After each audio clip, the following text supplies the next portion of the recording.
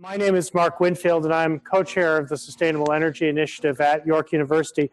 And I am also coordinator of the MES JD program that we offer in conjunction with Osgoode Hall Law School.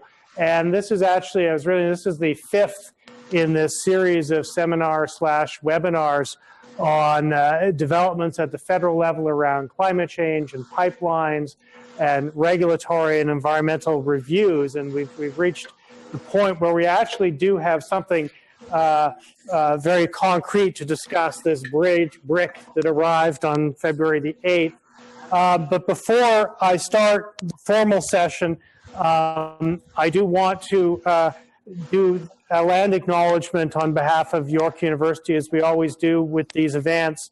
And all of this is in the context of reconciliation. And indeed, the environmental and regulatory review process is one of the places where the concept of reconciliation needs to be translated into reality. It's one of the things we've been looking for here. York University, for its part, acknowledges its presence on the traditional territory of many Indigenous nations. The area known as Tekaronto has been taken care of by the Anishinaabe Nation, the Haudenosaunee Confederacy, Wendat, and the Métis. It is now home to many Indigenous peoples. We acknowledge the current treaty holders and the Mississaugas of the New Credit First Nation. This territory is subject to the Dish with One Spoon Wampum Belt Covenant, an agreement to peaceably share and care for the Great Lakes region. Actually, we mute everybody, but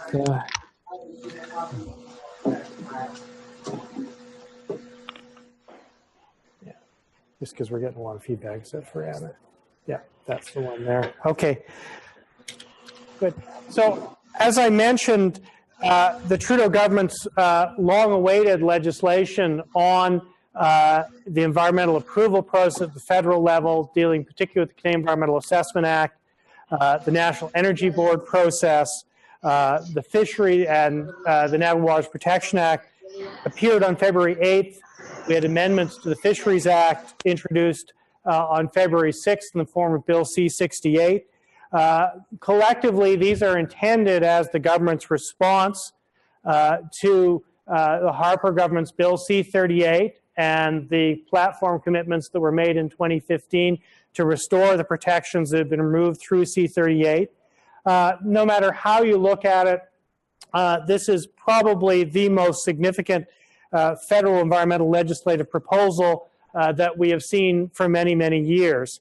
And to discuss this, in particular, now that we have the legislation to focus on, we've brought back both some veterans from our previous panels and some new voices as well. We're hoping first we'll hear from Professor Martin Olchinski at the University of Calgary Law School. He's going to speak about C-68, the Fisheries Act amendments. Well, Martin's held up at another event, so we may have to skip ahead a little bit.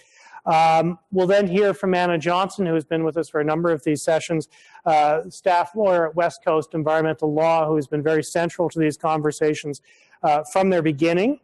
We will then hear from Emma Lee, who is the water campaigner with the Council of Canadians, who has been very focused on the Navigable Waters Protection Act dimension of the conversation. It's one of the pieces which is a very complicated piece that's buried inside C-69.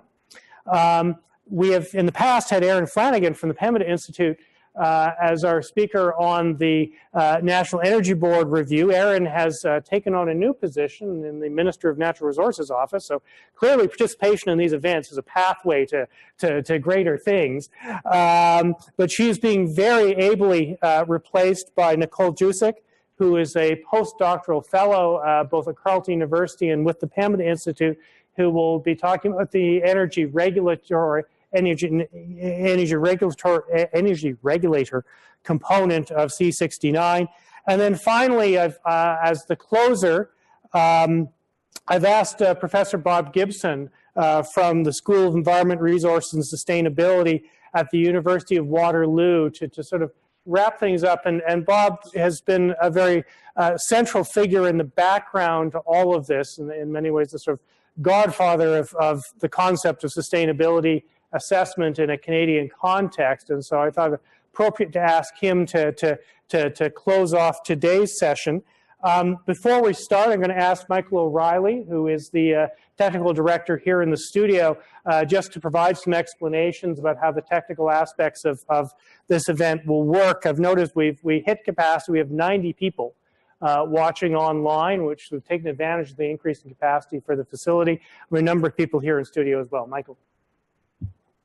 Thanks, Mark. So I'll get into this in two parts anyway. Just quickly for the people that are in the room, if you have a question that you want to ask, just to make sure that we capture everything on the recording. The mics that are in front of you, they're not on right now. You'll notice the mic I'm talking to has a little red ring around the microphone itself. There's a purple talk button right in front of you there. If you push that, this light will light up and you know that you're speaking to everybody. You're not going to hear it in the room in the same way you're not hearing me now in the room amplified. It's just for the recording and so that the folks online can hear you as well.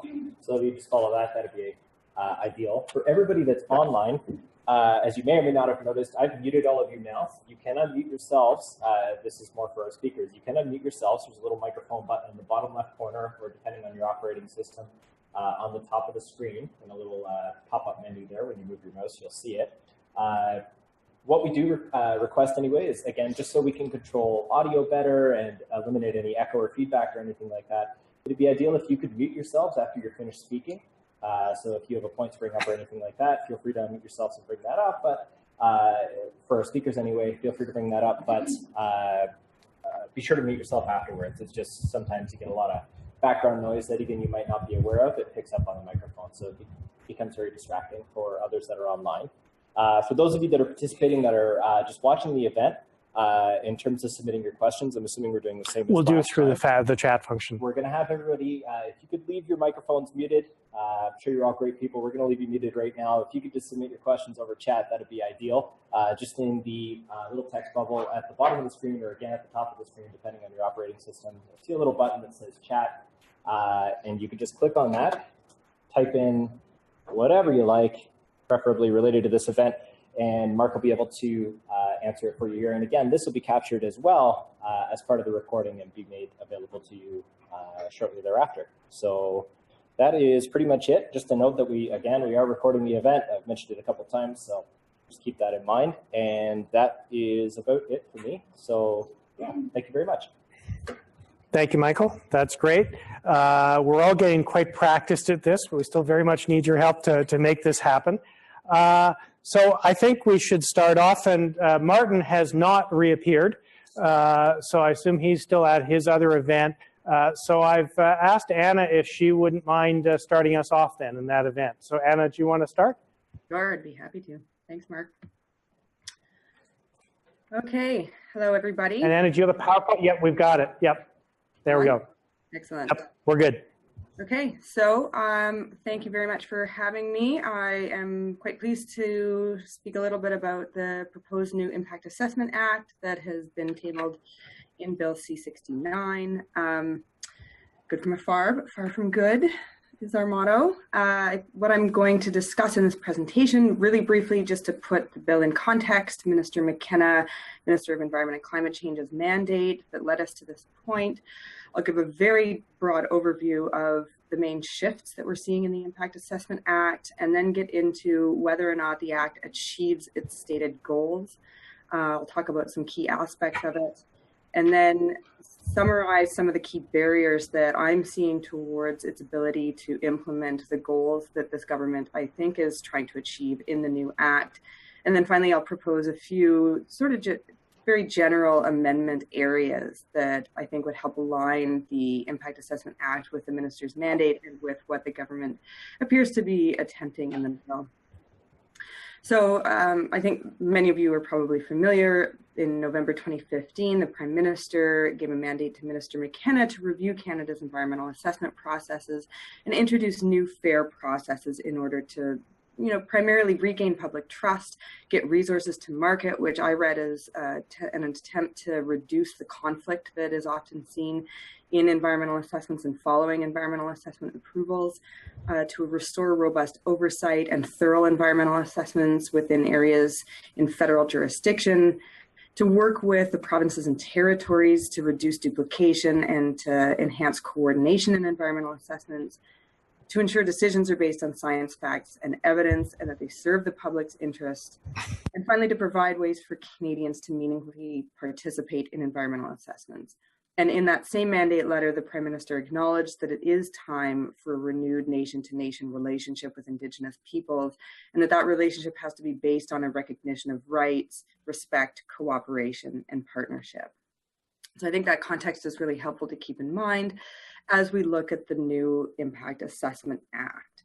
So the main shifts that I have seen in it are that, first of all, the Act goes from the former test that we saw in the original CEAA and in CEAA 2012 of looking at whether or not a project will result in significant adverse impacts and whether those impacts are justified, towards a sustainability approach, where we have sustainability as a core objective, a test for decision making, and even recognized in the preamble as a main goal of the government in environmental assessments.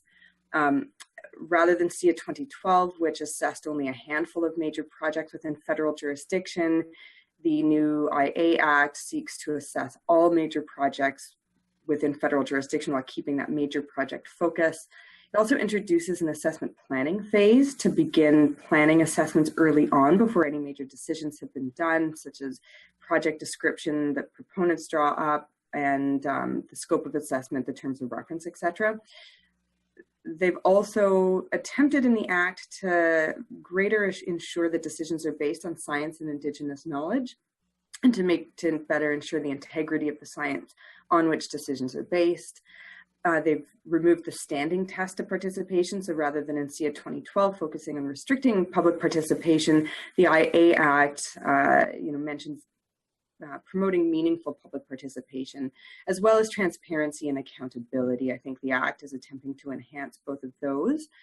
A major goal of this government in enacting this Act is to achieve one project, one review, so one assessment for each project rather than multiple federal reviews or provincial plus federal environmental assessments in order to minimize red tape and duplication for proponents.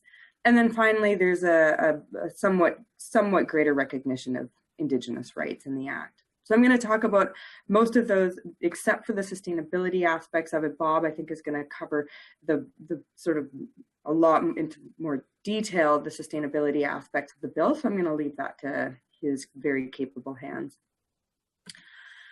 So in reality, does the Impact Assessment Act achieve its goal? So going to this what gets assessed question, as I mentioned, the goal of the Act is to assess major projects. So Bill C-69 keeps CEAA 2012's approach to assessing projects via a project list that is set out in regulations. The federal government, at the same time that it tabled the bill, also published a discussion paper on what projects should go on that project list. The focus that they've set out in that discussion paper is that the Impact Assessment Act will largely assess projects that have the most potential for adverse environmental effects within federal jurisdiction. So that discussion paper sets out two criteria that they're proposing to use to decide what becomes designated on the project list. The first is whether it's in federal jurisdiction, and then the second is based on the nature of effects, their magnitude, geographical extent, timing, frequency. In other words, is this a major project with major effects? In addition to the project list, the Impact Assessment Act has kept the provision that CEAA 2012 had, that the minister may designate projects.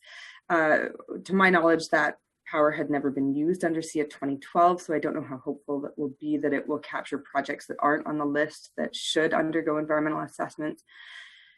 And then I think one of the major downsides of this the project list approach is twofold. One, of course, is that the cumulative impacts of smaller projects, there's no way in the Act to track those, to avoid cumulative impacts or to understand and mitigate and avoid the impacts of smaller projects. Also, designated projects, it's important to note, don't actually require an impact assessment. Designated projects go through the assessment planning phase that I mentioned before, and I'll go into more detail next. so they go through that assessment planning phase, and then at the end of the phase, the agency decides whether an assessment is necessary for them. So the real risk there, I think, is that it turns that assessment planning phase into essentially a preliminary screening, and there's no guarantee for the public or for proponents that the project will undergo an environmental assessment. So this assessment planning phase, beyond being a screening level assessment, its main purpose is to engage jurisdictions early on before assessments begin, to engage the public and stakeholders. As I said before, any major decisions have been made, such as the terms of reference or the detailed project description. What the Canadian Environmental Assessment Agency has proposed that this process be is that it will begin with the proponent submitting what's called a basic project description that contains very high-level basic information, such as the proponent's identification, contact information, a very basic description of the project and proposed site, etc. It's not a detailed project description. That comes at the end of the assessment planning phase. So once the proponent has submitted that, it gets put up on the registry. The agency will engage the public as well as provincial and Indigenous jurisdictions, offer to cooperate with those jurisdictions. And then ideally with those jurisdictions and with the public, the agency then begins to plan the assessment. So what the terms of reference will be, what the conduct of the assessment will look like, what alternatives to the assessment and alternatives to should be considered, a public participation plan, etc. It's noteworthy that in addition to whether the determination by the agency about whether or not an impact assessment is required, the minister may also reject a project outright at the conclusion of this planning phase if, in her opinion, it would cause unacceptable effects, or if a federal authority, such as Department of Fisheries and Oceans, who has to issue a permit for the project, has decided that it's not going to issue that permit. So we do have an ability here to just stop projects before we've gone years and too much time and energy down the road in assessing it. Some of the main shortcomings I see in this planning phase, and I should note that it's very welcome to have an assessment planning phase. It was something that environmental groups and the Multi-Interest Advisory Committee had been calling for. It's concerning that the Act itself does not prescribe any outcomes of that planning phase. So it doesn't actually say that the planning phase will result in a conduct of assessment plan or a public participation plan or any cooperation plans with other jurisdictions. When you combine that lack of any real prescription with the fact that the agency makes this determination at the end of the process whether or not an assessment is required, it really does risk this whole planning phase becoming nothing more than a basic screening in which the public tries to argue that an assessment should be required and the proponent tries to argue that no assessment should be required.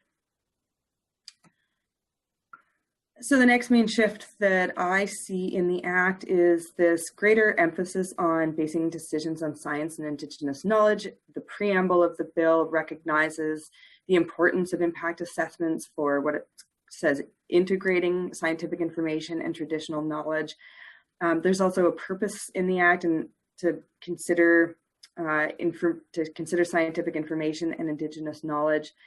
There are some, I think, encouraging aspects of the bill, especially the planning phase, that will help to achieve this goal.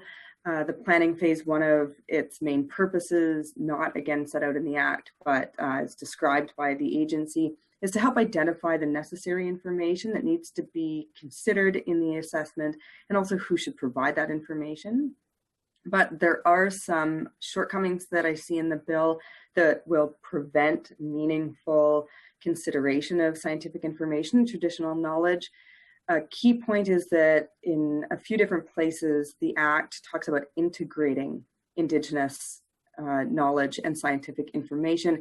And integration as a term is really problematic as it risks assimilating Indigenous knowledge into Western scientific worldviews and then subsuming that information into science rather than holding it up in its own right. Also, the proponent-led model of environmental assessment is continued, where proponents gather the information and present it, and then it's up to the public and interveners and stakeholders to analyze and refute or provide additional information. And there's little assurance in the new act that the information that proponents will provide and that will ultimately form the basis of decisions will be sound. And then finally, impact assessment, the act says that impact assessments must only take into account science and Indigenous knowledge, which for me really begs the question, what else are decisions going to be based on and assessments going to be based on, if not just science and Indigenous knowledge, or then are we allowing for example, political considerations to form the basis of decisions? So my main takeaway on this is that while there appears to be a very good intention towards strengthening science and Indigenous knowledge, evidentiary basis of environmental assessments, a lot is left to guidance and policy. And so we'll have to see whether or not those goals are achieved. Meaningful public participation, again, it's recognized in the preamble, meaningful public participation. A key element of the Impact Assessment Act is that it removes any barriers to public participation that were imposed in CEAA 2012 and the National Energy Board Act. Also, engagement, as I said, begins much earlier in the planning phase, which is quite welcome. It's a way to bring communities in early at the outset before proponents have made irreversible decisions about the project. There are, again, a few concerning aspects of the bill in that regard. There's no definition of what meaningful public participation constitutes, no main principles, guiding principles for what meaningful public participation is.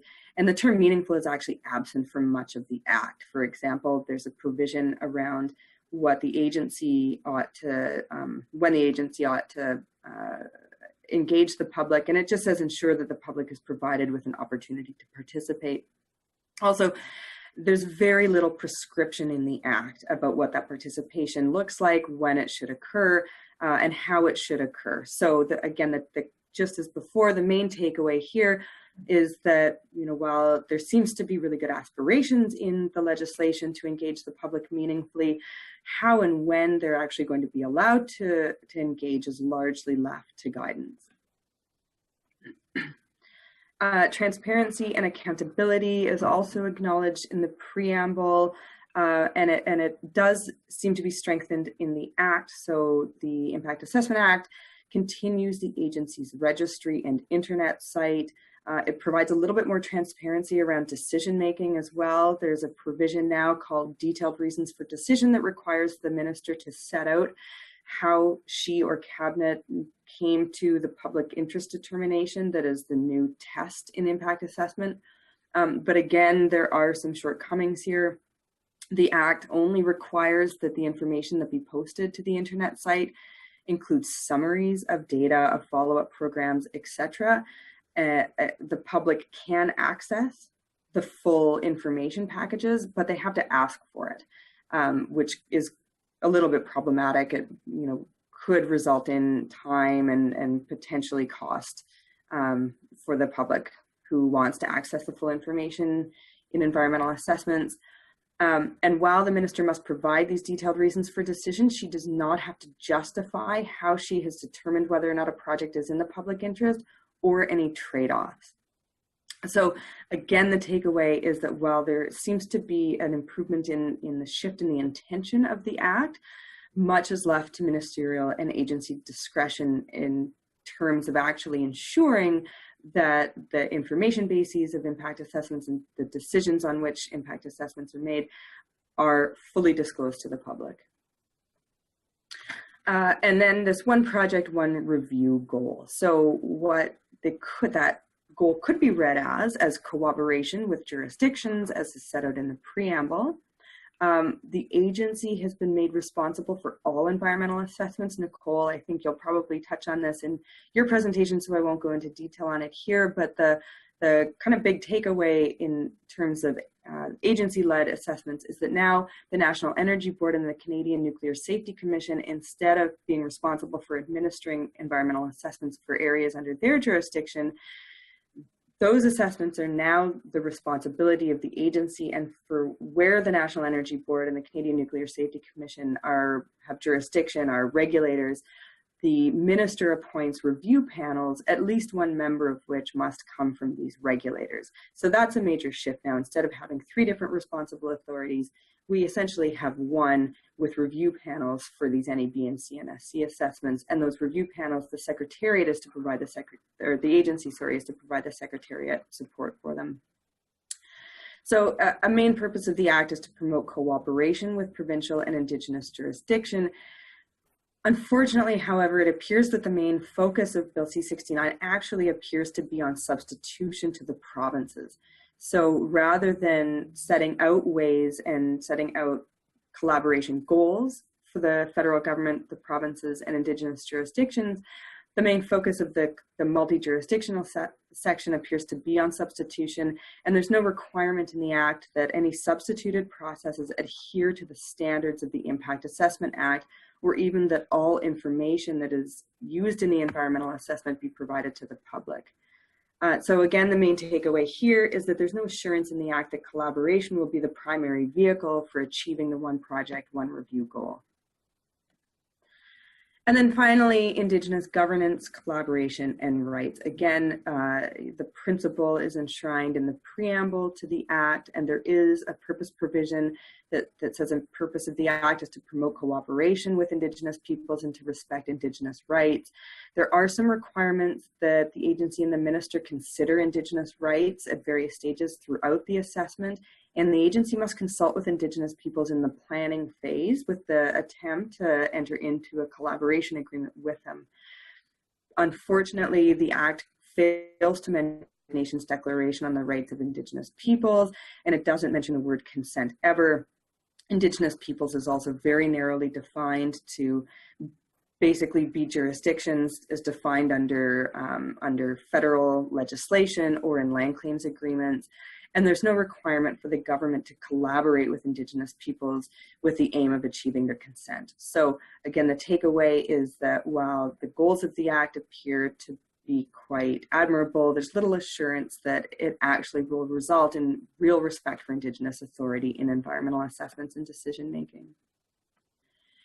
So just to sum up some of the key barriers that I'm seeing in the proposed IA Act to achieving the change that I believe the government is aspiring to achieve in the Act, there's huge amounts of discretion in the legislation. A lot of discretion in decision making, in offering opportunities for public participation, discretion to substitute to provinces rather than to enter into collaboration with them. And then also to violate Indigenous people's rights rather than respect them, et cetera, et cetera. A second main barrier is that, while, again, a lot of the goals are noble, if there's the risk of institutional inertia, for example, with public participation, much of what appears will be relied on to ensure meaningful public participation is going to be guidance. The Canadian Environmental Assessment Agency, which is kept under the new Act, renamed as the Impact Assessment Agency, it has had decent guidance on public participation for quite a long time. And so we have very little assurance that the same institution is going to shift under the same guidance and begin to implement public participation in a more meaningful way. And then decision-making appears to follow the same opaque status quo. There is a requirement to provide reasons for decision, but there's no requirement that those reasons actually provide justification. And so I think with these three sort of broad categories, it could be that with good decision makers and with a good agency and good policy and good guidance that we have an act that is ministered in a very good way, but there's a risk that in the future or under an administration that does not want to, for example, provide meaningful public participation or make decisions transparent and justify them publicly, that isn't going to have to happen. So some of the recommended amendment areas to ensure, basically to future-proof the Act, to ensure that it lives up to its promise. One, to capture all projects under this project level approach is to ensure that all federally regulated projects at a minimum are at least registered with the agency so that we're tracking their cumulative impacts, and to make sure that all designated projects get assessed. So in other words, the agency can't screen them out. To Second amendment would be to prescribe some outcomes of this planning phase so that it actually achieves its goals of engaging the public and coming up with an assessment plan, etc. A third amendment would be to require that assessments be based on science and Indigenous knowledge, not just take them into account, and to ensure that they're both mutually respected. Also, the Act should facilitate peer review of proponent science. Greater requirements should be built into the Act for meaningful public participation rather than be left to guidance. Decisions should be required to include justification for how they've determined public interest and also justify any trade-offs that are made. The focus of the Act should be on collaboration, not substitution, and any substitution should be required to live up to the standards of the Federal Act. The Act should also better enable, encourage, and facilitate co-governance with Indigenous peoples rather than just focus on consulting them as per their constitutional rights.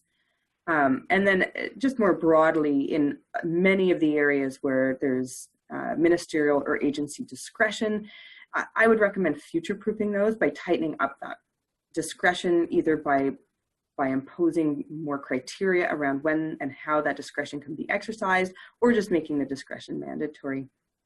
So there's lots there, and obviously lots more to discuss, but I've probably more than used up my time. So I will thank you for listening. You may visit my blog, and on to the Fisheries Act, I guess.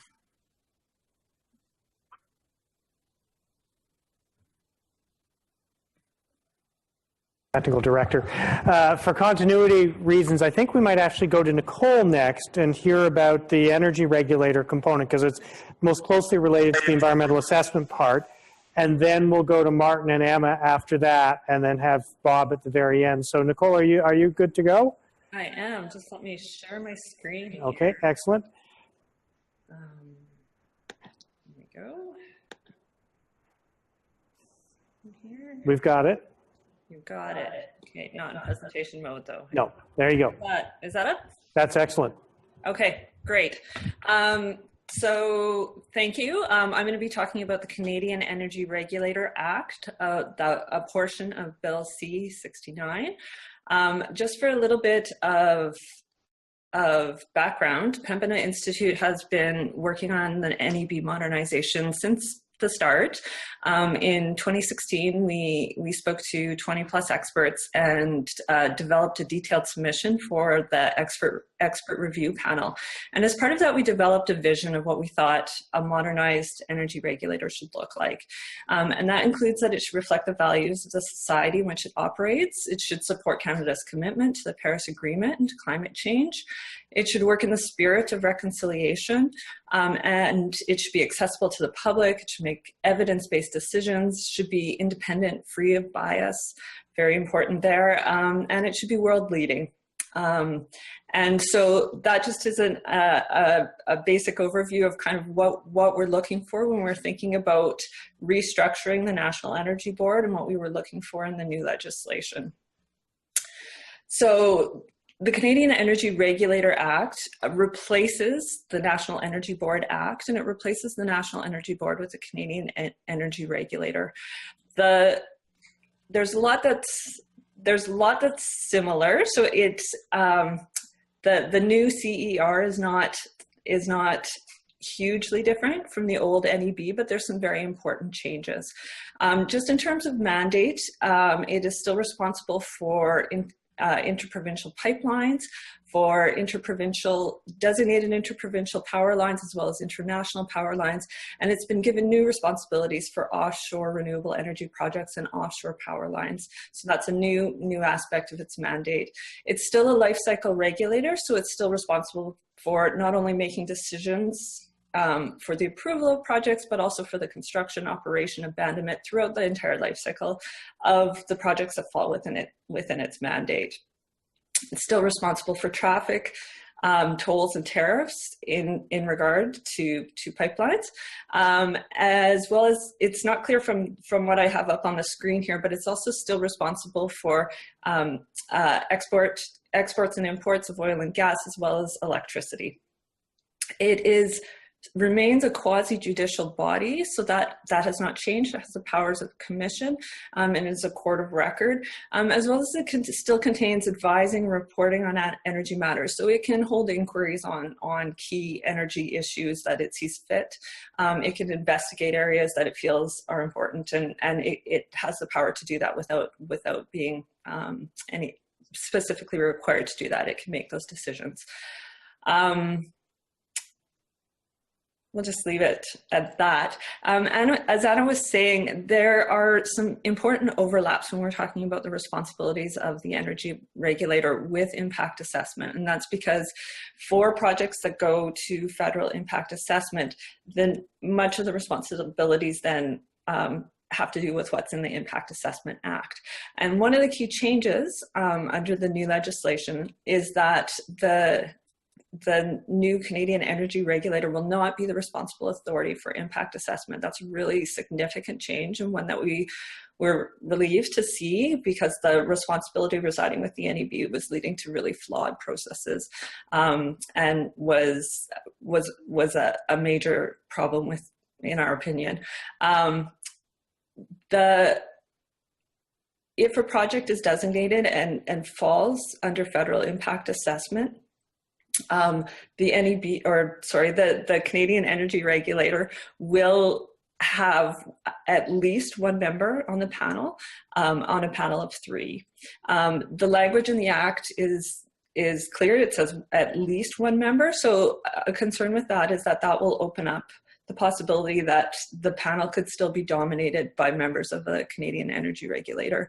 And so that's a concern, that at least rather than one of 3.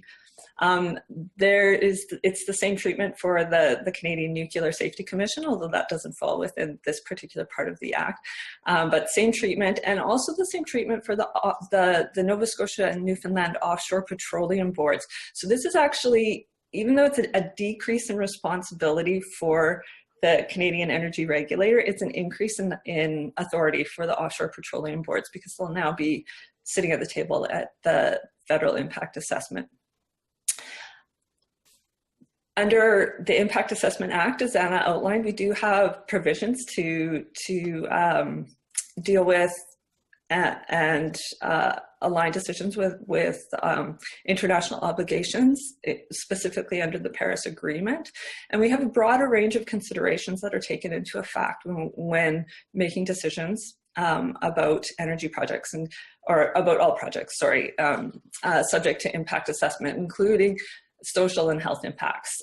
So rather than looking just at the biophysical impacts of a project, under the Impact Assessment Act now, there's a broadened set of criteria that will be considered, a broader set of factors that will be considered.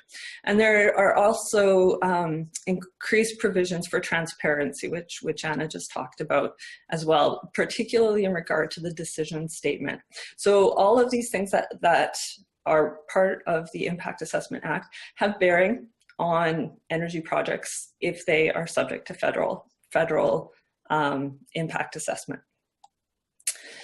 In terms of the governance of the new regulator, there's some very important changes in terms of governance. And the most important one is, rather than having the governance of the whole National Energy Board as it stands now, being under the governance, a single governance body, we have a separation into a board of directors and hearing commissioners. So the people that are running the day-to-day activities of the regulator will not be the same people who are making decisions about energy projects. So that's a really important separation that helps. Arguably, you can make an argument about whether it actually alleviates conflict of interest, but it helps also then being the people who are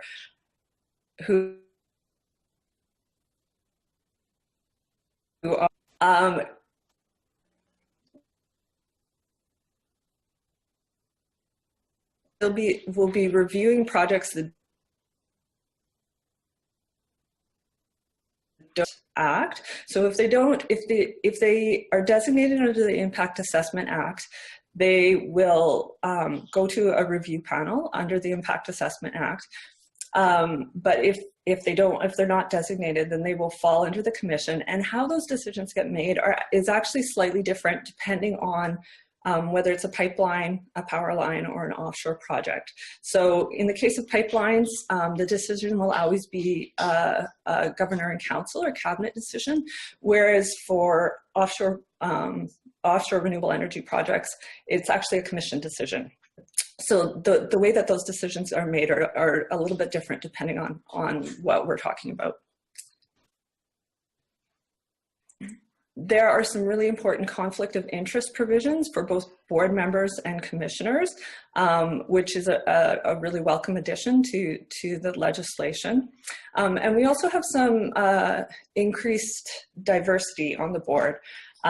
So it's specifically one full-time board member and one full-time commissioner need to be Indigenous, so increased Indigenous representation.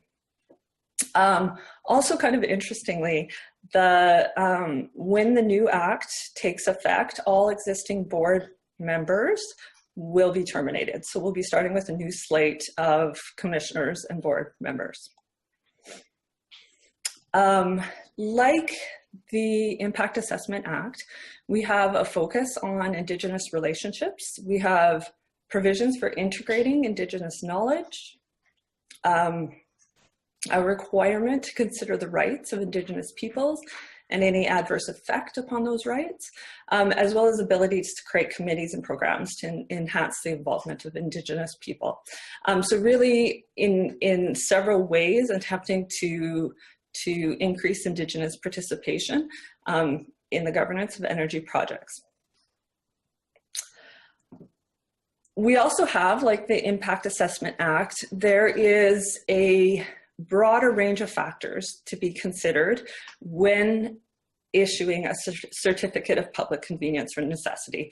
So when the commission is making this decision, or in the case of a project that is designated under the Impact Assessment Act, when the panel is making a decision, the factors that it needs to take into account in whether or not it is deemed to be in the public interest are quite a bit longer. So the text that's in red is new text, and the text that is in blue was existing. So what we have is the addition of environmental effects, health, social, and economic effects, the interests and concerns of Indigenous people of Canada.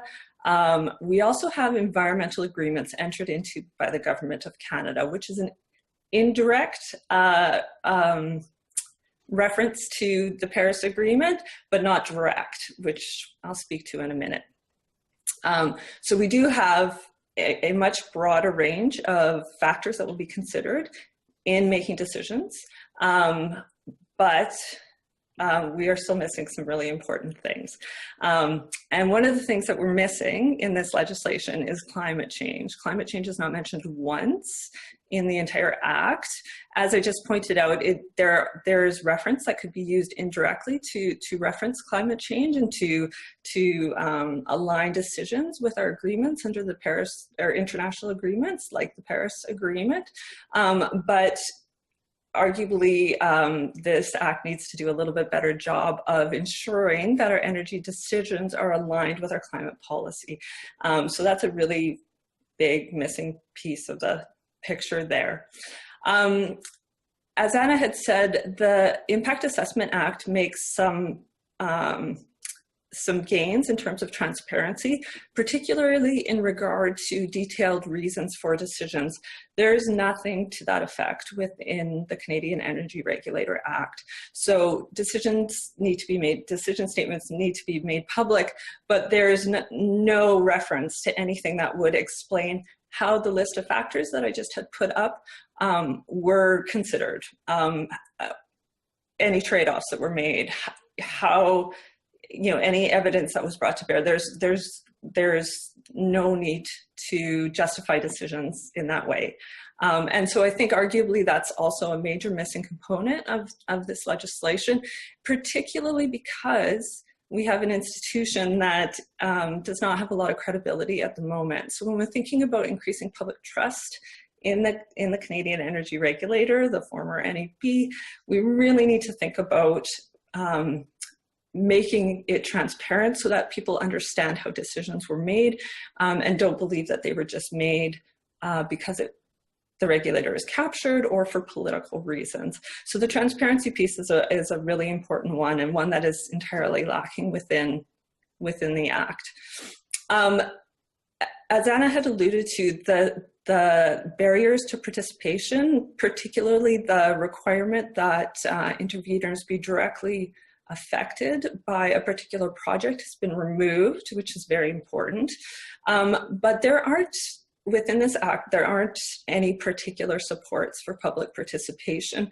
It is included in the purpose of the Act. So we do have language that says that the Act supports an open and public process, but we don't have any substance to that. And we have there's nothing in the Act that would suggest that public hearings will be more accessible, that public who want to intervene in decisions or have a say in decisions will have better access to resources or be able to better navigate the public hearing process. So there's nothing of real substance in terms of really supporting public participation and ensuring that the intent of the Act is actually enacted.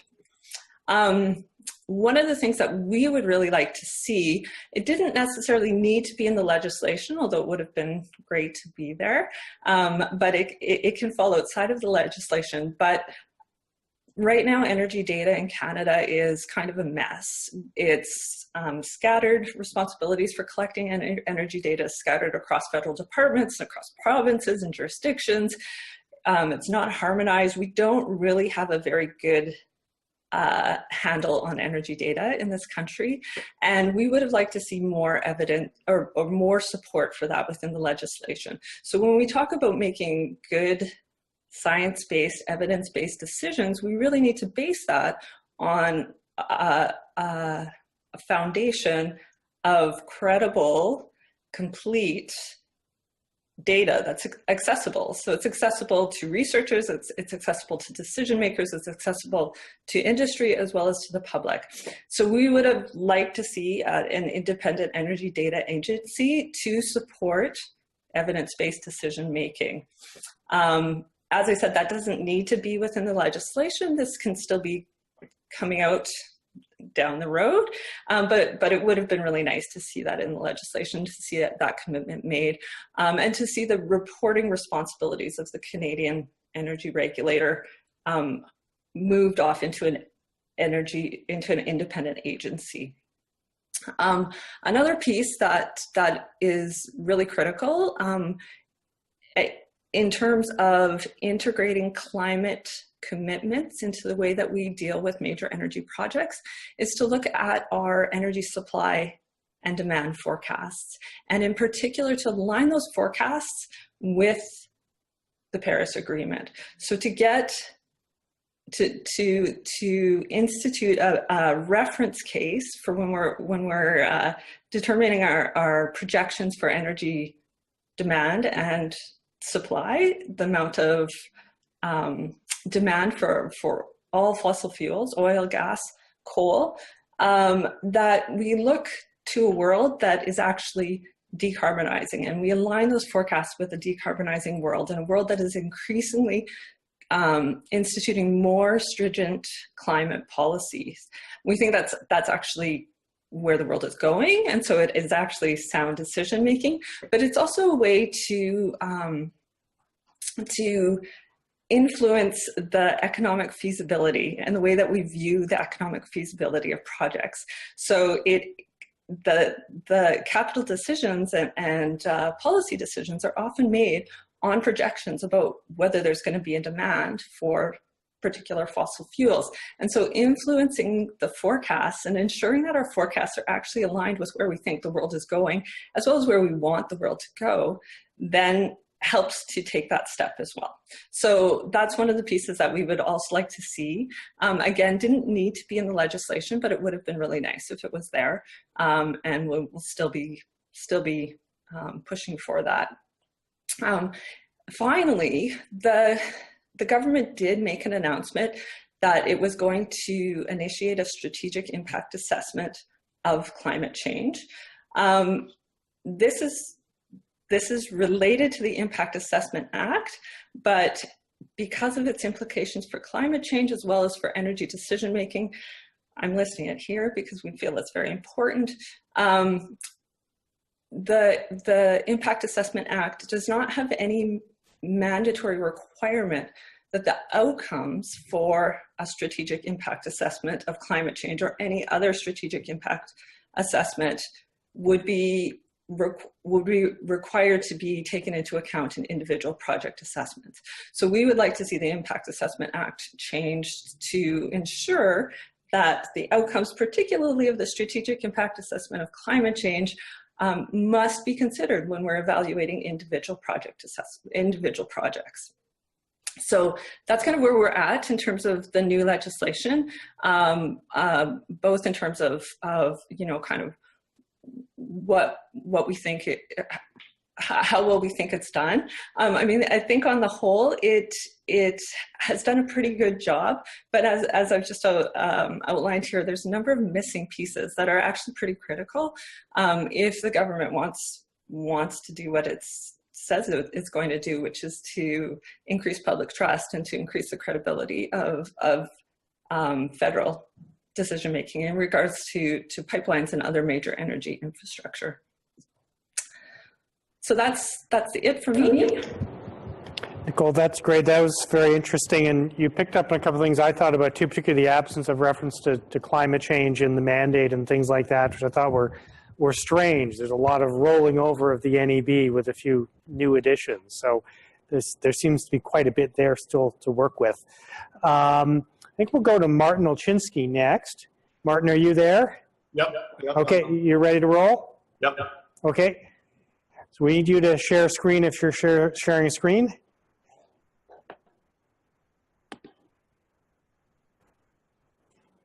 There we go. All right. Well, thanks everyone. So I will move through these things pretty quickly. I mean, we've spent a lot of time talking about the Fisheries Act now in this seminar series, and I think last time we did a bit of speculation about what we might see in the legislation, and I am pleased to say that for the most part we are seeing a lot of what we expected, and a lot of that was good. So again, just to reiterate the timeline here, all of this was started again in 2015 with the Liberal campaign promise to look at the 2012 changes to Canada's environmental assessment and regulatory processes, including the Fisheries Act. And this is essentially the same slide that I would have had before, except for that we do now have, of course, the introduction or the tabling of Bill C-68 in Parliament. And so I just wanted to see again, I thought it'd be useful to just rehash what it is that the committee recommended, what the government suggested in its discussion paper. And so we saw in the committee report that there was a recommendation to return to the prohibition against HAD, the idea that there should be more clarity around what constitutes a HAD, increased resources for project review and enforcement, and an online registry or database for authorization. So those were sort of the big items. We saw in the discussion paper, this is then written sort of on a whole of Canada approach, right? The idea of partnering with Indigenous peoples, about being responsive to Indigenous rights and jurisdiction, the idea of planning and integrated management. We'll see, I think out of all of these, that planning integrated management piece is maybe the weakest one in terms of what we're seeing in the legislation. Partnering and collaboration, we do see that more certainly in the Act, and reporting back to Canadians, and here providing a transparent access to information about projects and activities. And of course, all of that especially is has taken form in the form of a registry that will be forthcoming for Fisheries Act authorizations. So I think I'm not the only person who, when they opened up this bill, was fairly stoked, I guess, upon reading the first really section in which the definitions of commercial, indigenous, recreational from the Act were repealed, and that sent, I think, a big signal that the serious harm to fish regime was going to be eliminated. I think, I'm sorry if that was very loud, but I don't think I'm not the only person who was celebrating that.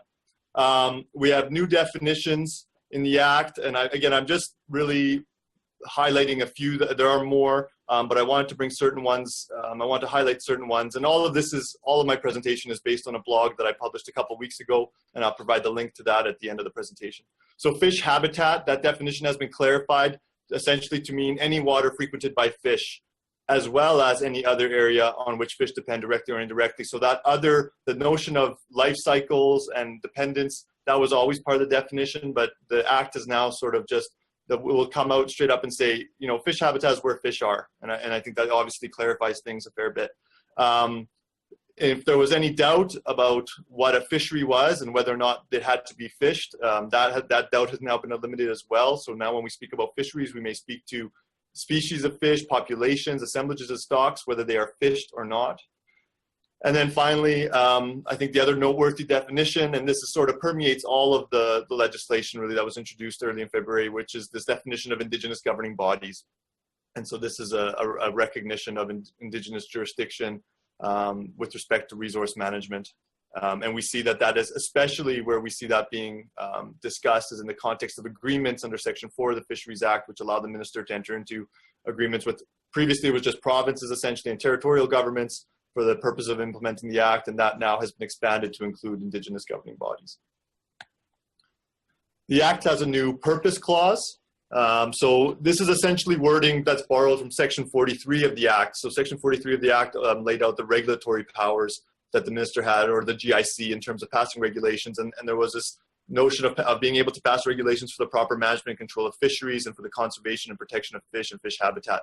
So, on the one hand, I think that it was always a bit awkward that the Act was missing a purpose clause. On the other hand, I don't think that this is necessarily a game-changing provision. These have essentially been deemed by virtue of case law and at the Supreme Court especially, this has essentially always been the purpose of the Fisheries Act, to manage and control the fisheries and also to conserve and protect, but none of that of course ever creates a bright line or bottom line that says certain activities not on or is not permitted. It is, the minister will do this, will make these decisions in the public interest, and sometimes that means that fish and fish habitat lose out. And I don't see this as limiting that ability. We have, right after the purpose clause, there is, and again, this is consistent with the legislation generally that was introduced in early February. We have a recognition of the rights of Indigenous peoples. And really, again, this is a codification of existing law. I think it's still a welcome, explicit statement, but of course, the minister always had to consider adverse effects on Indigenous rights pursuant to Section 35 of the Constitution. But it is here now, and I think that being prominent like this, I think still does have some additional value. New considerations, and again, this, unfortunately, we still see here a discretionary element to all of this. This is a consideration clause that applies throughout the Act.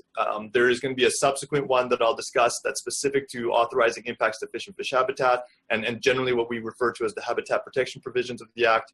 But this is a new consideration clause that applies to essentially all decision-making under the Act, unless otherwise excluded or specified. And so here we see the application of a precautionary approach and an ecosystem approach. These were terms used by the committee in its report and recommendations. Sustainability, scientific information, traditional knowledge, community knowledge, all of this is good. Of course, it was pointed out by a colleague here in Alberta, Dave Mayhood, who's a fisheries biologist, that anytime you read the word may, you may also read it as may not.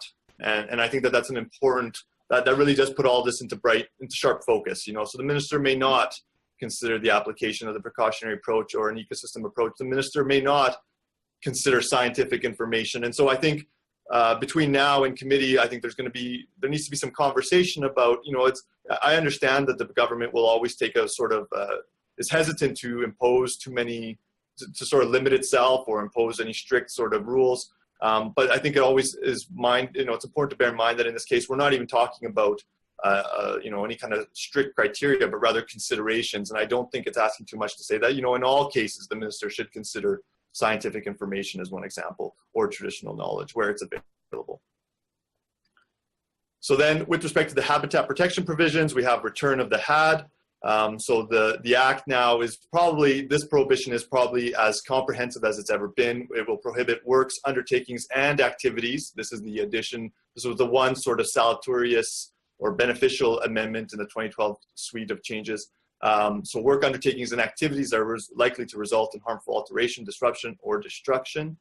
And then the Act goes on, though, and we really see a sort of an expansion and additional depth added to this whole Section 35 authorization regime. And I think, on my read of it anyways, what we're seeing is essentially three kinds of works, undertakings, or activities, or we might just refer to them as projects, that will be dealt with in a different way under the Act. And so you have what you might call minor projects, projects where they are in or near water, but where if guidelines are followed or codes of practice, there's a reasonable chance that proponents will avoid impacts to fish and fish habitat. Then I think then there's going to be medium-sized projects where they're bigger, they don't fit within that. There's no code of practice or standard guideline, but it's not clear that they will need an authorization either.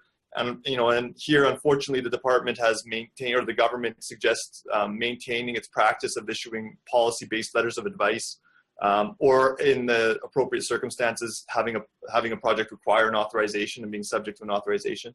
And then a new category, which is to say designated projects under the Fisheries Act. And so these are projects which, in a nod, again, I think, to provide some certainty to industry and to proponents, these are projects that the department's prepared to say will always require an authorization. So let's not spend any time horse trading and going back and forth about what is required, but rather they're on this regulation. We've assessed them a priori to say that these are the kinds of projects that need an authorization, and so those will require an authorization.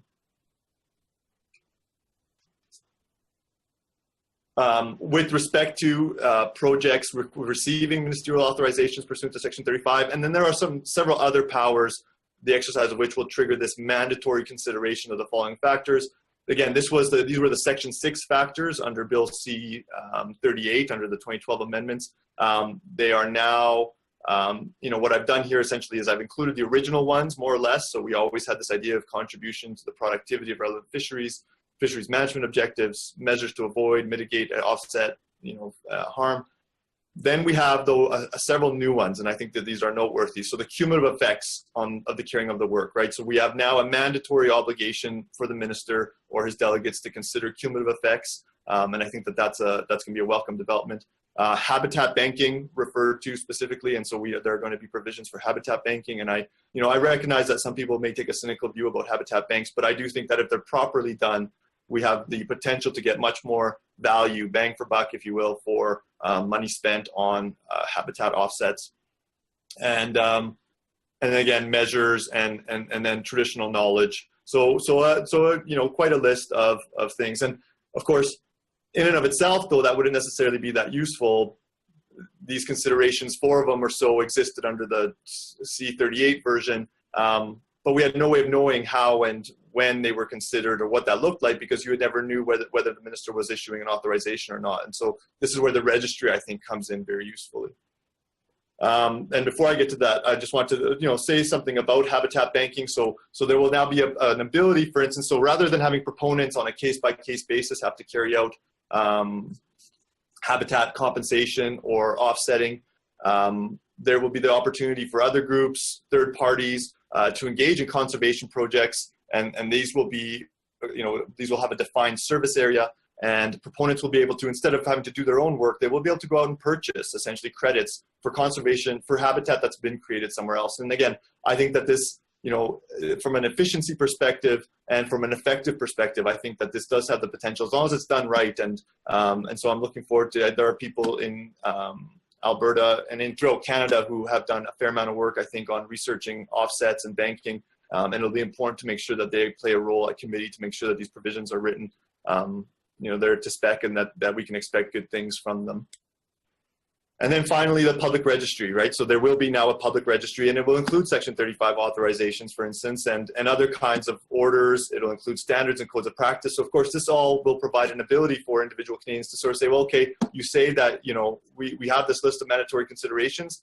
Show us the money, show us how that's being done, and we'll be able to we'll be able to access those authorizations. We'll be, I think from an academic perspective, there will be opportunities to, do sort of assessments. How much, myself and Brett Favreau at Memorial University recently did a piece where we took 87 or so authorizations and assessed whether or not on a whole, on a balance, there was a net loss or net gain of habitat based on compensation requirements and that kind of stuff. But all of that required ATIP, and it was very opaque and it was very hard to get at. So I think the idea that all of this will be brought out, I think should assist in compliance. I think proponents are going to be much more inclined to follow their authorization terms and conditions, and to ensure that compensation habitat or offset habitat is working effectively. And it'll also, it should also provide some consistency across the board. That was one of the things that was certainly raised at the committee meetings, is the uneven application of the Fisheries Act. So I think all of these changes, this additional transparency, should address that. So in terms of outstanding concerns, I don't have a whole lot. I do think, as I say sort of at the end, I think overall this is a good news story. I think of all the legislation that was introduced in the House in early February, I think the Fisheries Act stands out as sort of the best of the group. I do think that there are some things that need to be changed. I think, bearing in mind again that it's been over 20 years since the department committed to no net loss and has yet to ever report on the state of fish habitat in Canada. I think that there needs to be a clear requirement for such reporting in the registry. Again, there's that discretionary language that needs to be curtailed, I think, where it can be, recognizing that there will always be some, and so that's for committee and further discussion. The letters of advice, really this kind of flows into, this general idea that it appears that at times the department just is very hesitant to assert jurisdiction, I think, over certain works and undertakings, and some of that might be understandable. There is some early jurisprudence from the 1980s that suggests, or appears to suggest, that if there's not harm to fish habitat, DFO has no business. But I think that case law needs to be read more broadly. It needs to be read with other cases from that time, but also more recent environmental law cases that make it clear that departments have the ability to supervise projects not just that cause harm, but that may cause harm. And and in fact, it would be hard to, the whole point of environmental law, of course, is to be preventative. And so there's going to be I think there needs to be some discussion to at least convince DFO that whether or not they think it's a good idea at this time, they certainly need to understand that they do have that ability, that they could impose, I think, as Anna referred to, as a broad registration system. And again, and the idea would be to insist that the requirements on proponents, the regulatory burden would be minimal. What we're talking about here is a mandatory notification at its base. And others might have views about adding some other stuff there, but I think that's the key thing. And all of that, of course, is just important and necessary if, in fact, the department really is going to start taking the management of cumulative effects seriously. So that's it on my end.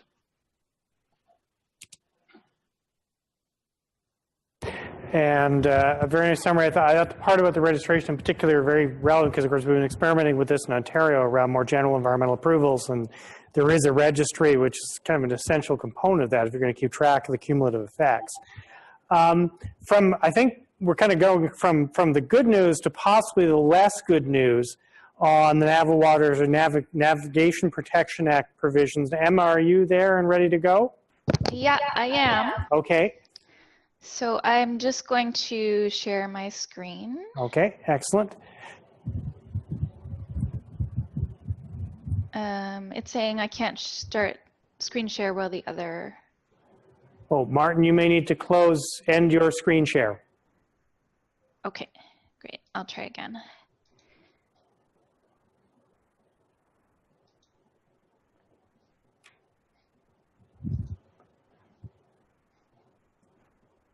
Okay.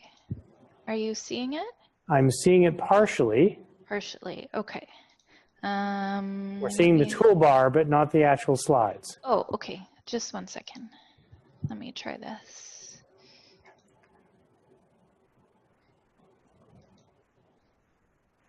There we go. Okay, great. Okay, so thanks very much, Martin. And as Mark said, we are unfortunately going from the most hopeful changes to the most disappointing changes, in my view, though I am heartened that so many people have joined. I am joining you from Ottawa, and which is unceded Algonquin territory. So I'm just going to talk a little bit about the changes that we saw in the new Canadian Navigable Waters Act. So it's gone through different iterations. It's one of Canada's oldest pieces of legislation from 1882. The changes that we saw with the Harper government were the Navigation Protection Act, and then, as I mentioned, now it's the Canadian Navigable Waters Act.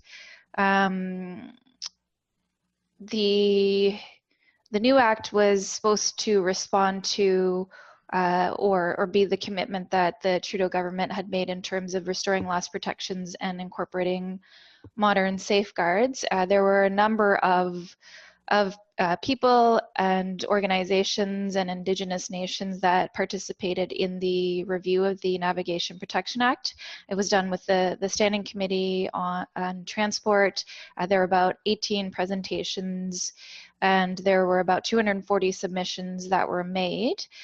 So my presentation is going to look at the some of the key pieces of the new legislation, and it's going to talk a little bit about the new definition of navigable waters, what there's still the schedule of lakes and rivers and what that means, what projects need applications and approvals and so forth.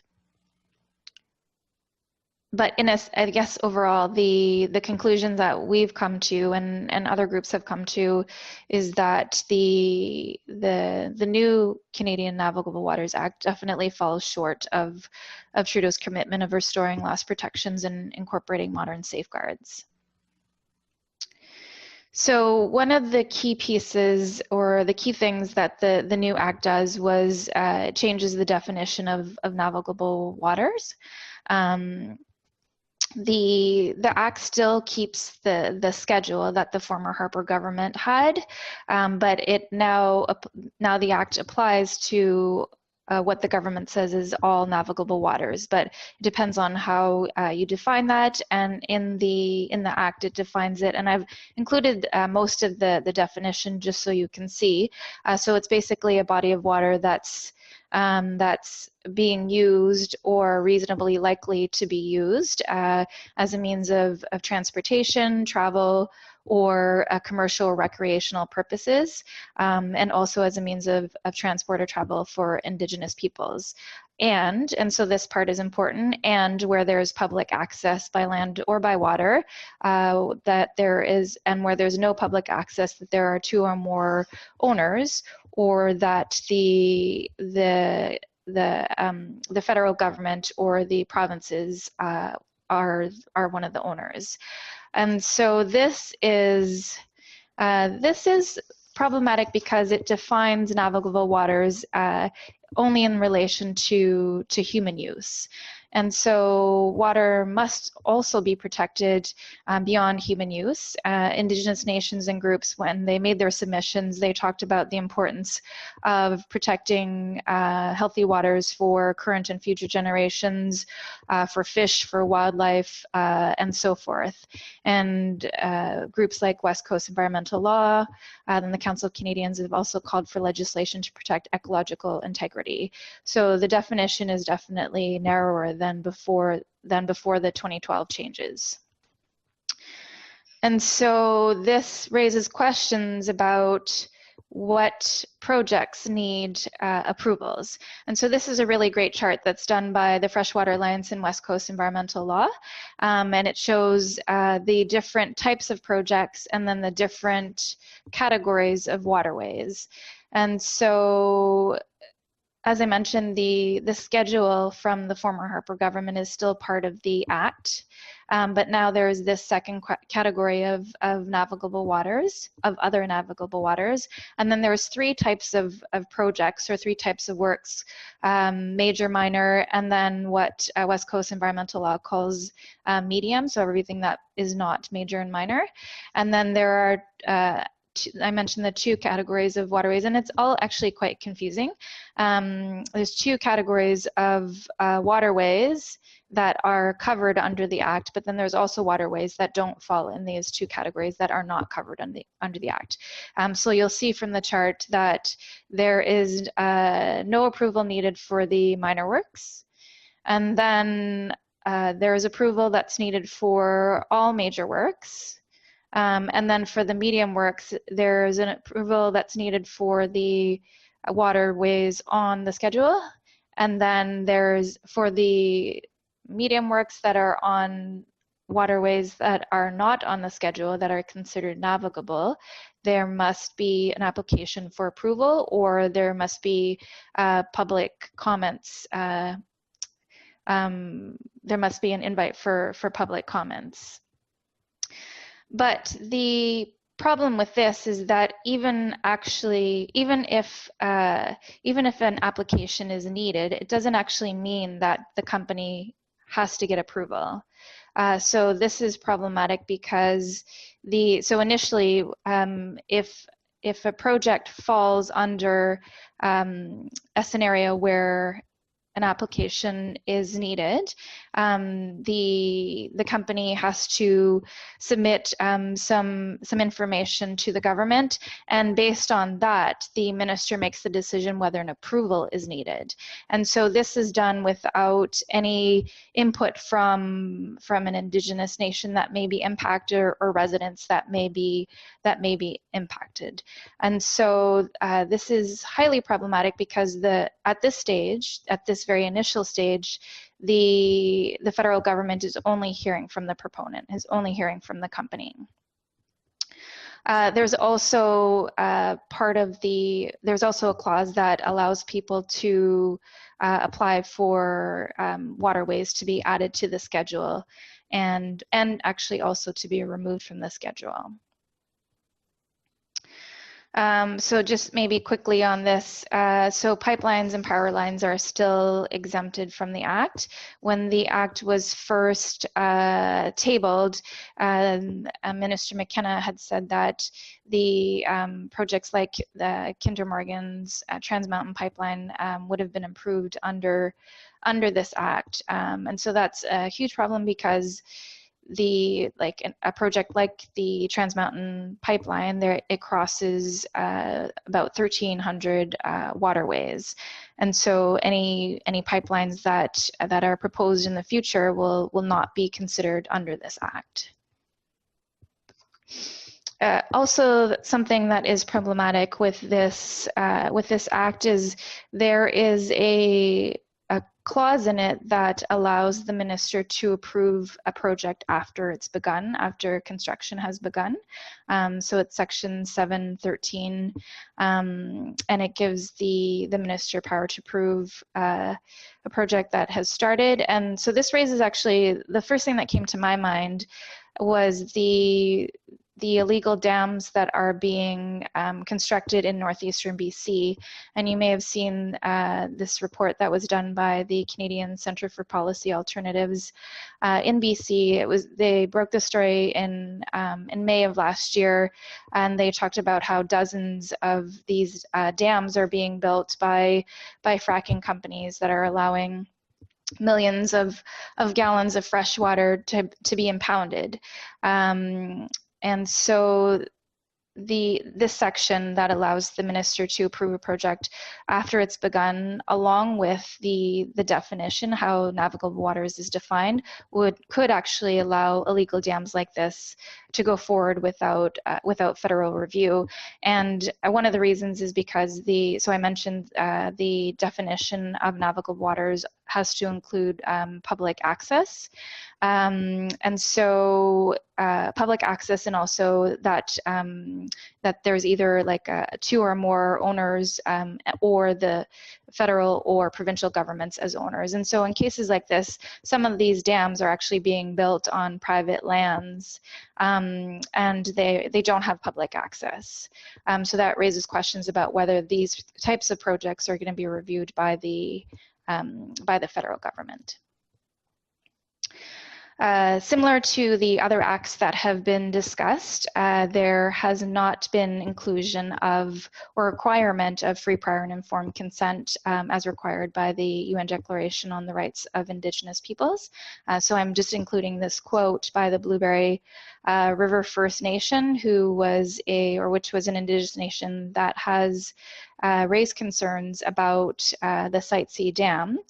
This was from their submission to the Standing Committee transport on the review, and so they clearly are calling for free, prior, and informed consent, as many of the other submissions did. There was about 70 submissions out of the 240 submissions that were from indigenous nations or organizations that were calling for consent of projects or policy changes under this act, and it's clearly not reflected in the new Canadian Navigable Waters Act. So actually, I might just, before I get to what we've been calling for, I might just talk briefly about two other pieces of the act. So one thing that the act does do is it establishes a dispute resolution process. And so this is where an individual or resident could bring forward a complaint about navigation on navigable waters that's not listed in the schedule. So the individual and the company have 45 days to resolve the dispute.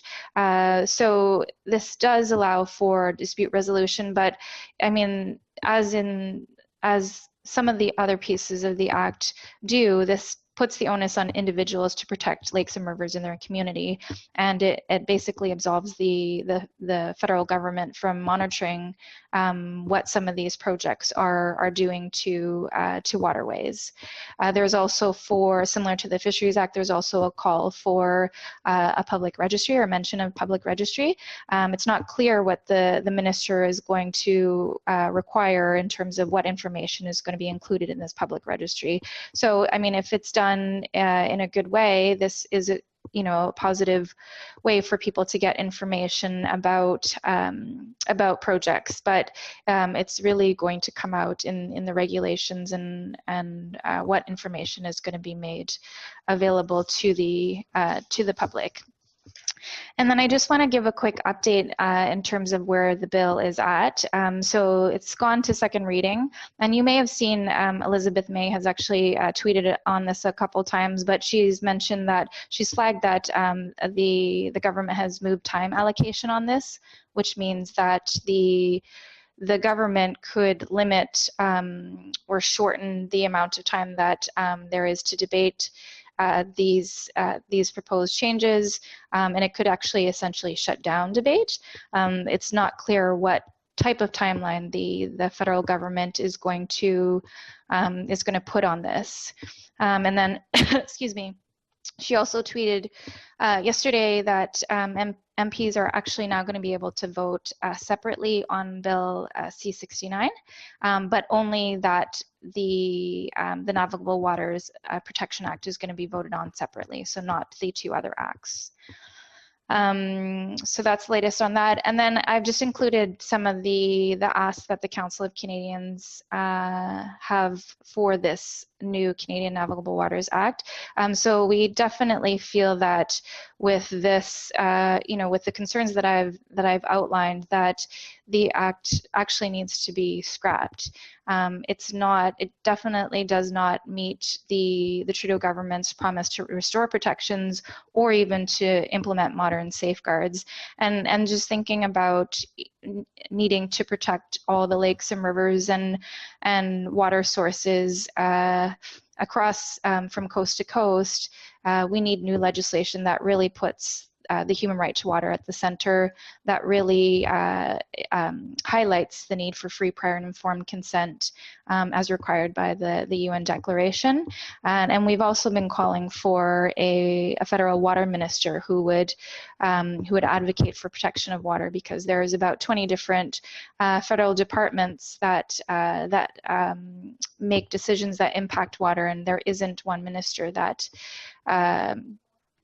oversees all of that. So, we're really thinking that modern safeguards should include very visionary changes that recognize that water is sacred and that water is life. And in order to truly establish a nation-to-nation relationships with Indigenous peoples, the UN Declaration on the Rights of Indigenous Peoples has to be central to any water legislation. So thank you very much, and I look forward to questions and comments.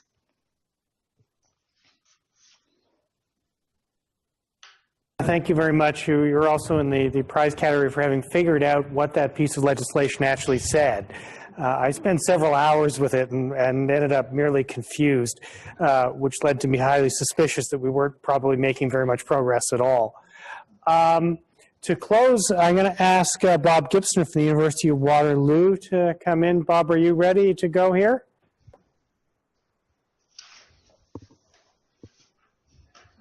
Bob, are you with us?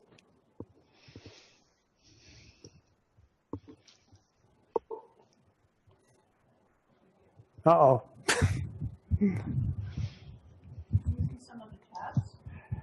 Yeah.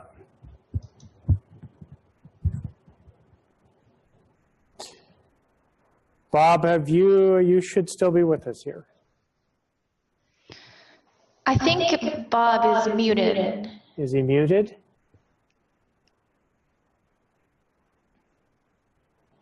Hang on. I am not muted now. He's unmuted. I was in my technological competence having trouble getting from my desktop back to you guys who are hiding someplace on my screen. However, I am back. I have a screen. I have a deck, which you should get in a second, which should look like that. Have you got it? Not yet.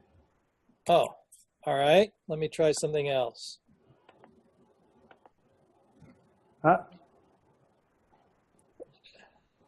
You got anything? Oh, all right. I'll have to try one more. One more item I have to do. Share screen. Yeah. All right. How are you doing? It's getting there. I think we've got it. How's that look? Good thing we practiced this the other day. Yeah. Yeah. It was only a week ago, and of course that memory neuron is gone now. Okay, am I ready to go? You're good to go. Okay. Hello, sports fans, and thanks for being patient. I have already been scooped largely by Anna talking about the assessment bill. I'll talk about a few specific things and a bit of a scorecard on some important items, and then shut up. So this is the objective. We have had environmental assessment for many decades, and we're now hopefully moving towards next generation. And the new bill that is before us is a hesitant and tentative step in the right direction, which will require a good deal of improvement, hopefully through amendment, and if not that, then through clarification through regulation, etc. The essence of what we would like to have is a package that centers on having an objective that is not merely to reduce the negative effects of proposed new projects, but to have positive contributions to getting towards something that might be sustainable in the long run. That may not have been obvious as an objective in 1972 when Canada had its first assessment process. It certainly is obvious now, and there is some move in that direction, as we'll see. To have that work, however, it is necessary to have some clarification of what sustainability means, or at least what kind of criteria have to be met to show that you're moving in the right direction. Secondly, it's not going to be very useful if all we're doing is taking somebody's proposed project and saying yes or no to it, which is the usual approach. What we would like to do is to have some legitimate public interest purpose, identify the alternative approaches to serving that purpose, and judging particular projects in light of whether that's the best option in the long haul. So for that, what we're seeking is the best option that will deliver the most powerful, multiple, mutually reinforcing gains, while also avoiding significant adverse effects. So this would be the core decision-making venue process for important new undertakings that would be significant in making a transition towards sustainability. So that includes projects. It probably should include review of existing activities, and it certainly should include strategic and regional and other kinds of undertakings that deal more broadly with cumulative effects, with broad alternatives, with big policy issues, and so forth. Indeed, if we focused on those broad alternatives, cumulative effects, and big policy issues, we might have a much more efficient way of moving in the right direction. And with that, then there's a variety of other things that are needed. You need to recognize other jurisdictions, including Indigenous ones. You need to engage all the resources you have available, including public capacities. You have to have it reasonably efficiently linked to regulatory licensing and what other jurisdictions do and so forth. You want to watch what you're doing and learn from it and have a credible process. And in the end, you'd like to raise all of our assessment processes and associated decision-making towards a standard that's a good deal higher than what we have now. So if those are the basic package components, we can look at the current bill and see how well we're doing. And I'll just fly through this quickly. This is a sort of report card, I suppose, with a variety at the bottom of symbols recognizing a success or failure or slight improvement and so forth. The Act does include, as a consideration for decision-making at least, that the proposed project make a positive contribution to sustainability. We would like it to also have explicit criteria. Those are not provided in the statute. There is not a particular regulation that is provided for specifically to specify criteria. There is a general regulatory power that could be used for that purpose, but such as we've heard from government officials, they don't plan to do that. They plan to leave the specification of criteria to case-by-case decision-making. And I think there's agreement, at least in some industrial circles as well as others, that that is nuts. If what you're hoping for is some consistency of decision making, some clarity of expectations, some increasing understanding of what is required over time. So I don't think that this gap can be neglected for long, but it's a serious problem at the moment. There is avoidance of adverse effects. There's no mention of how you deal with trade-offs, which are our usual peril, since the attitude of most conventional decision makers, apparently including the current government, is that you have to break eggs to make an omelet. You have to find some kind of balance between economic and ecological considerations and community considerations. And that's basically a way of saying, how much do we sacrifice for short-term economic gain? There's no possible route to sustainability along that path.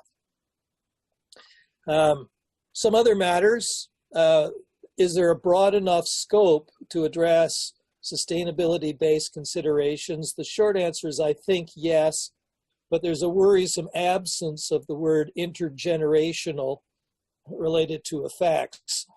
So we'll see if that could be improved. We want to apply it to a range of undertakings that are going to be important, as I mentioned before. And those include more than just major projects. As Anna mentioned, they should apply to minor projects that have cumulative potential. They should certainly involve strategic level and project level and regional level undertakings. I'll get to that in a minute. But the short story is that there's designated project list by regulation for major projects that may be not a whole lot different from what we have now. There's an opening for regional assessments. There's an opening for strategic assessments. It remains to be seen how that will be used, but it's very vaguely defined and it doesn't clearly lead to anything other than a report to which no minister or cabinet needs to respond.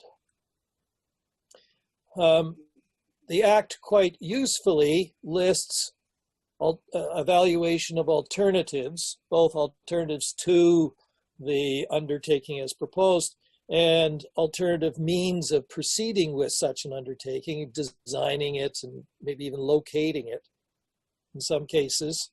But while both are mentioned as considerations and assessments, there is nothing in the decision portion of the bill to suggest that there has to be a comparative evaluation of the alternatives and that is something that has to be a basis for decision.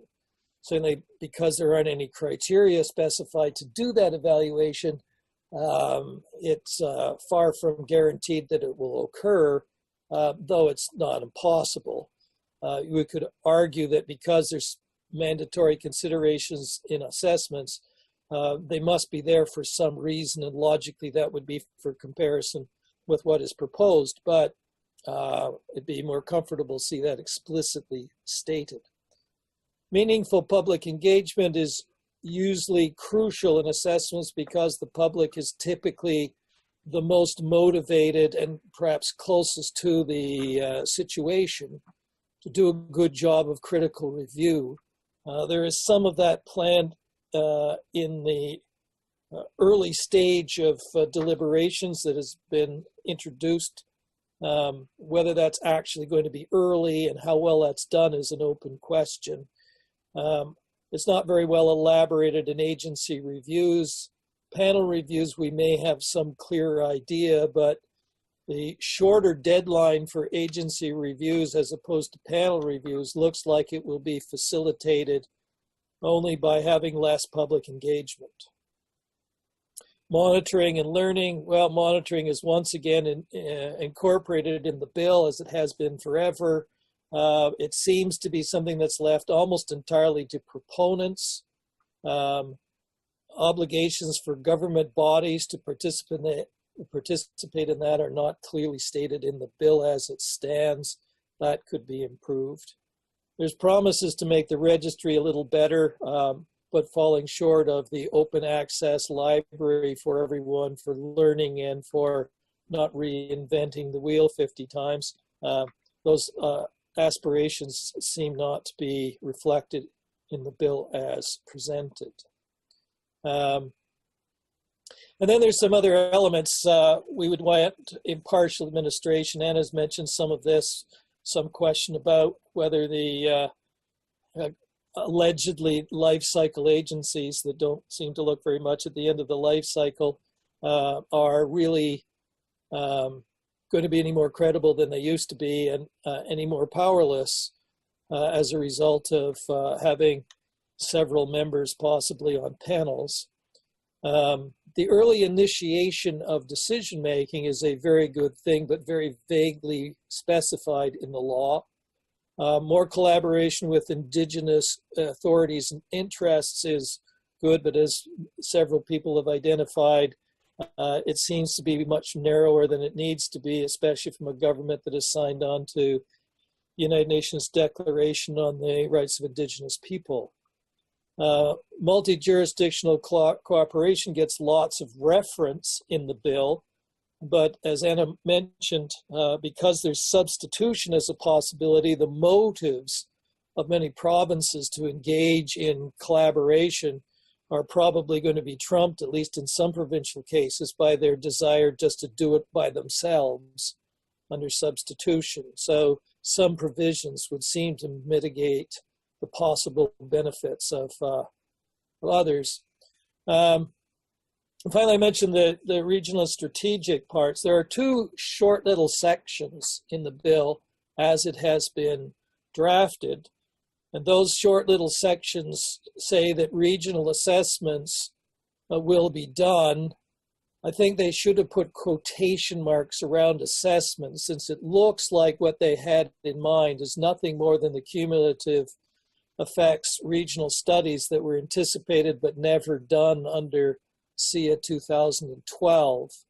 It doesn't look like they were anticipating a review of regional planning options or other undertakings that would be the subject of an assessment. It's just studies to find out what cumulative effects may be looming or that you might have to deal with, rather than trying to figure out what you do about those cumulative effects, what alternative scenarios there may be, how you might get to desirable ones, how you might foreclose on undesirable ones, what you do with the scary ones that might happen anyway.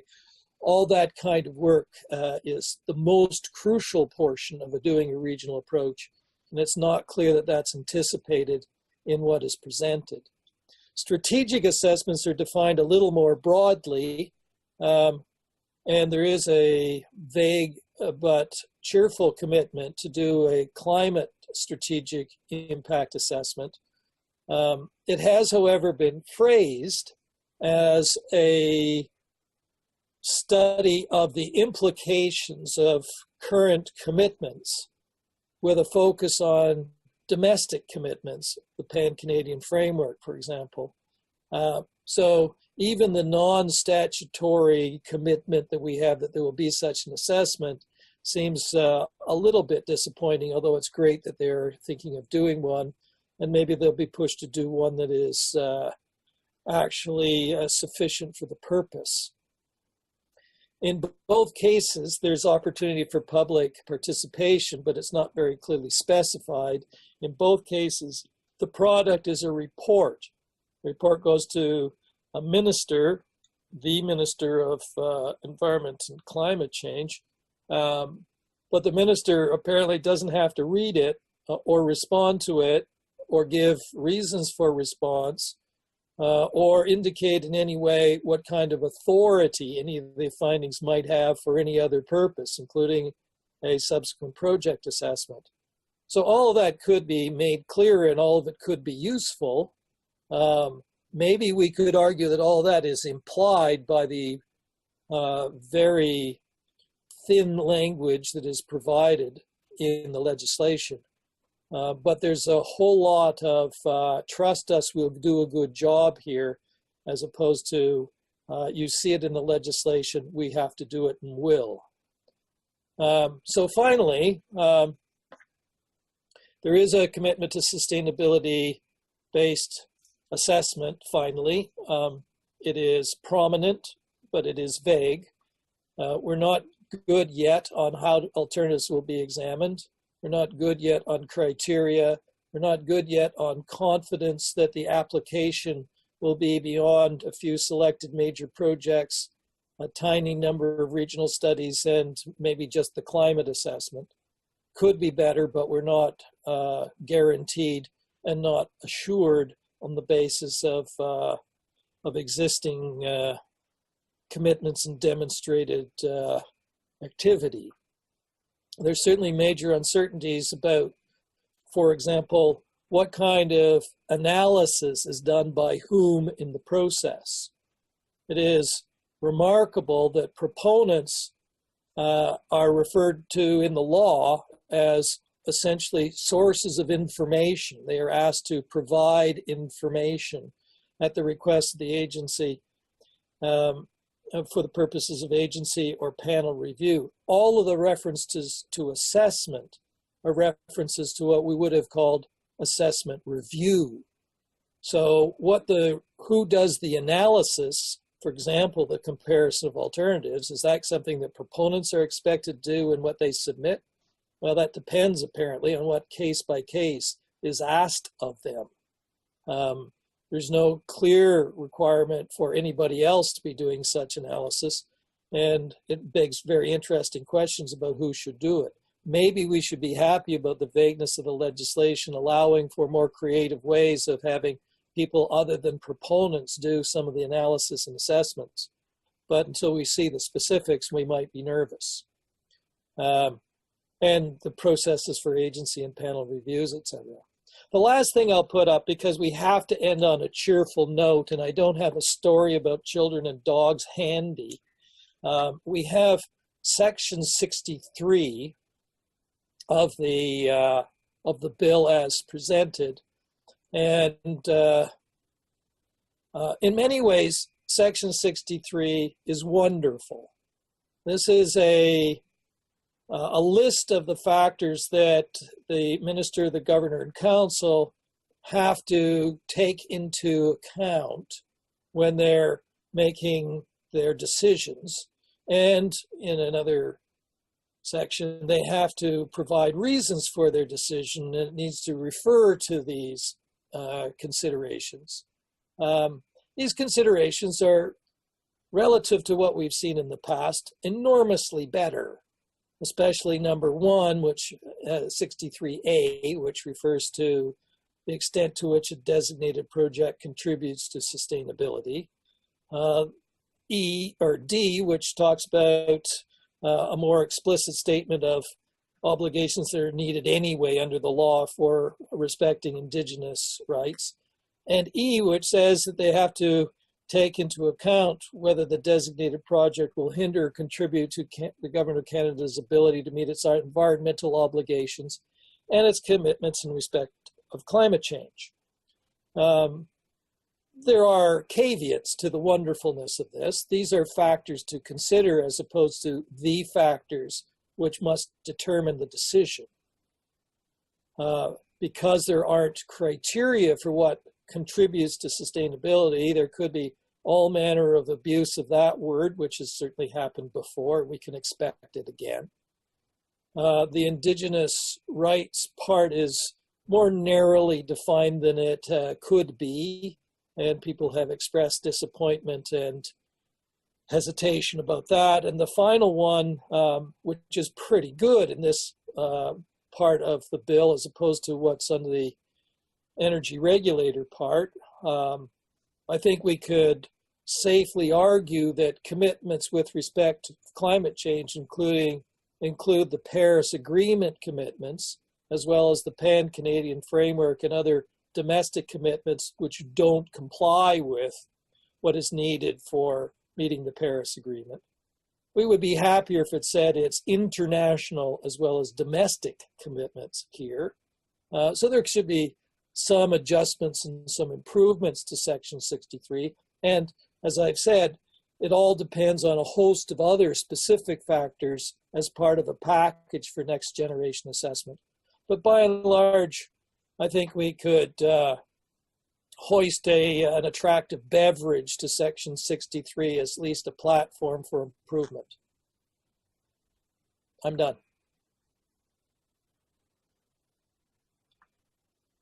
Bob, I agree. I think 63 and 65 are kind of the stars of the show so far, and lots of other places where we might need some work along the way. What we're going to do now, I mean, there are a couple of themes that struck me as we kind of worked our way through, and I was sort of making my notes.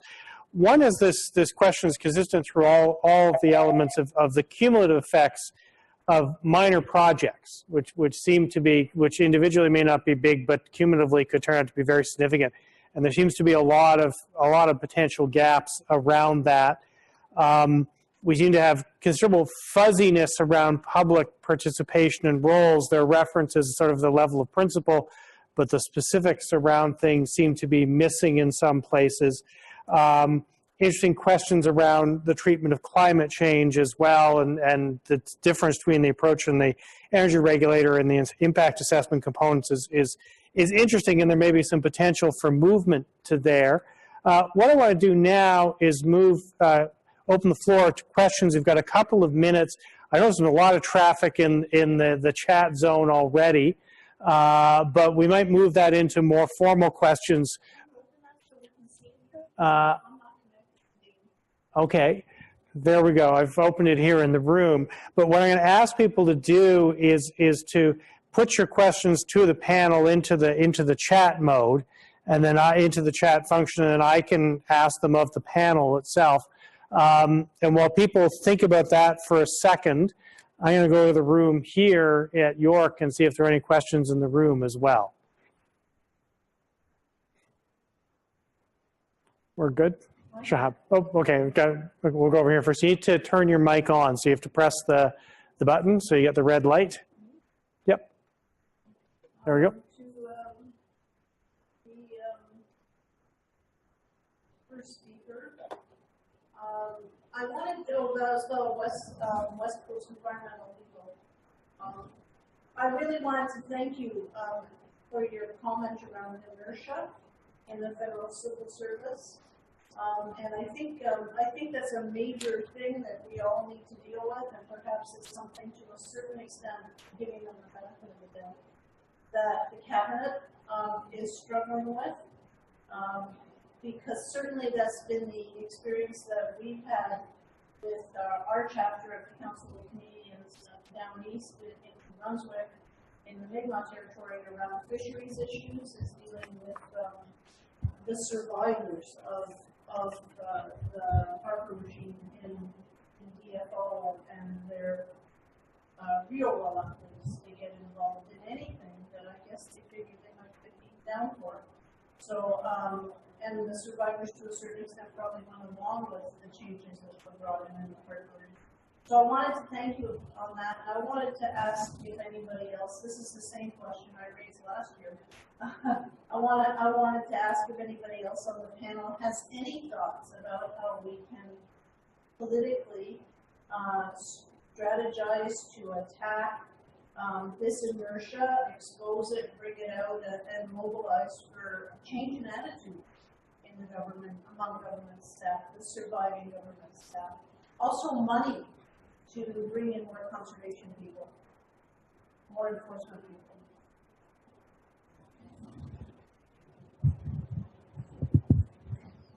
Does anyone want to respond to that? Hopefully not. Hopefully we've got everybody still here. But maybe I'll just maybe weigh in. I'm echoing quite a bit. Yeah, thanks for that. I do want to acknowledge, I think that the Canadian Environmental Assessment Agency, the folks that I have worked with and within the agency, I think have been incredibly competent and, I think have largely driven this bill and helped drive it to the beneficial aspects that we see now. I think the institutional inertia that I spoke of is,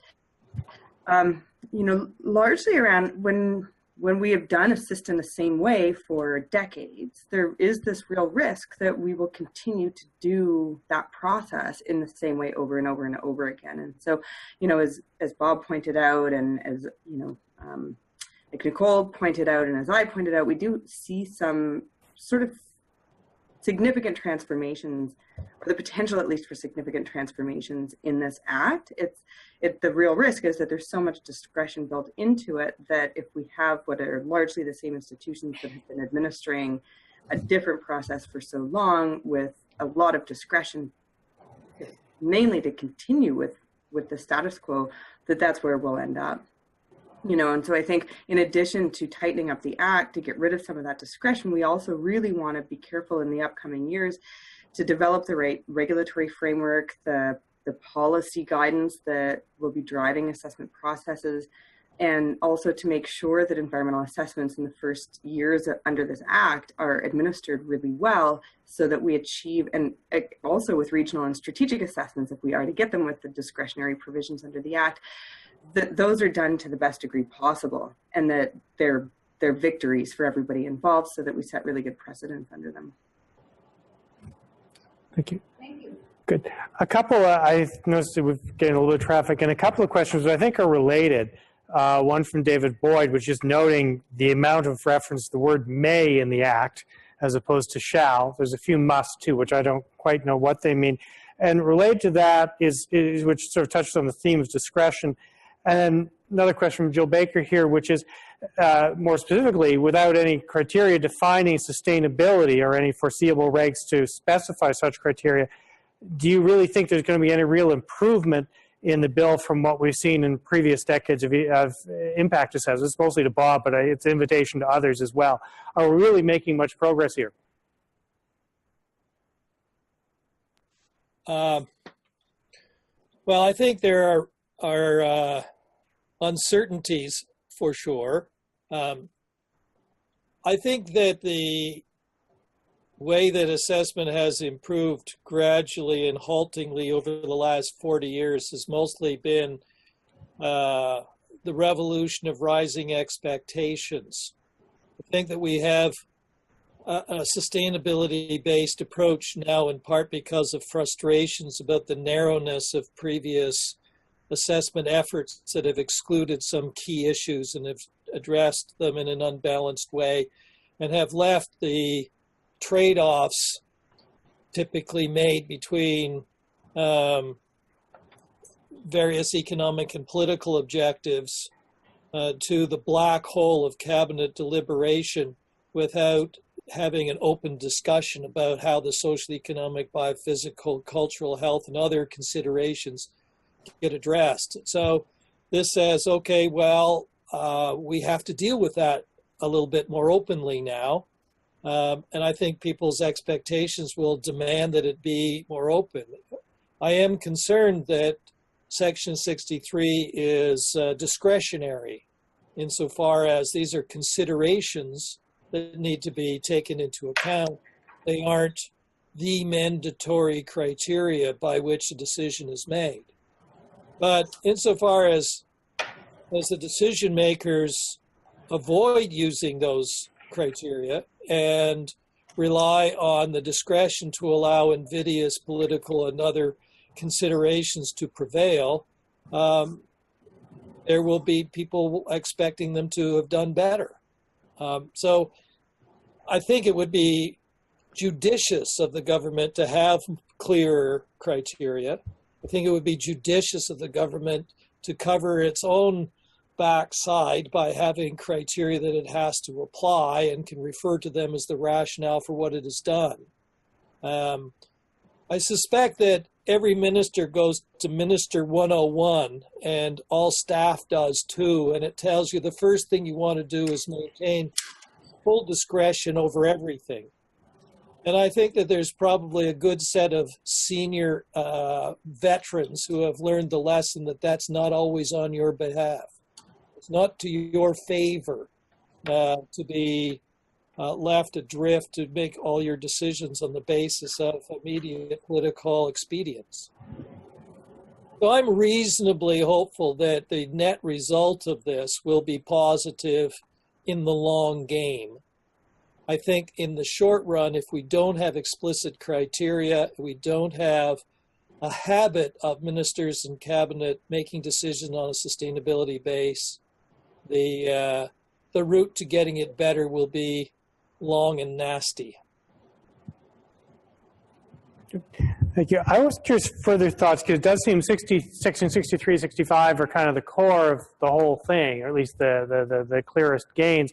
But I am curious if others want to weigh in on how binding and how enforceable are those requirements actually going to be. I mean, it's quite extraordinary. I remember having discussions with Martin and others about whether you could ever get anything that bound the cabinet at all, in any sense, into a piece of legislation like this. And so I was quite surprised to see it.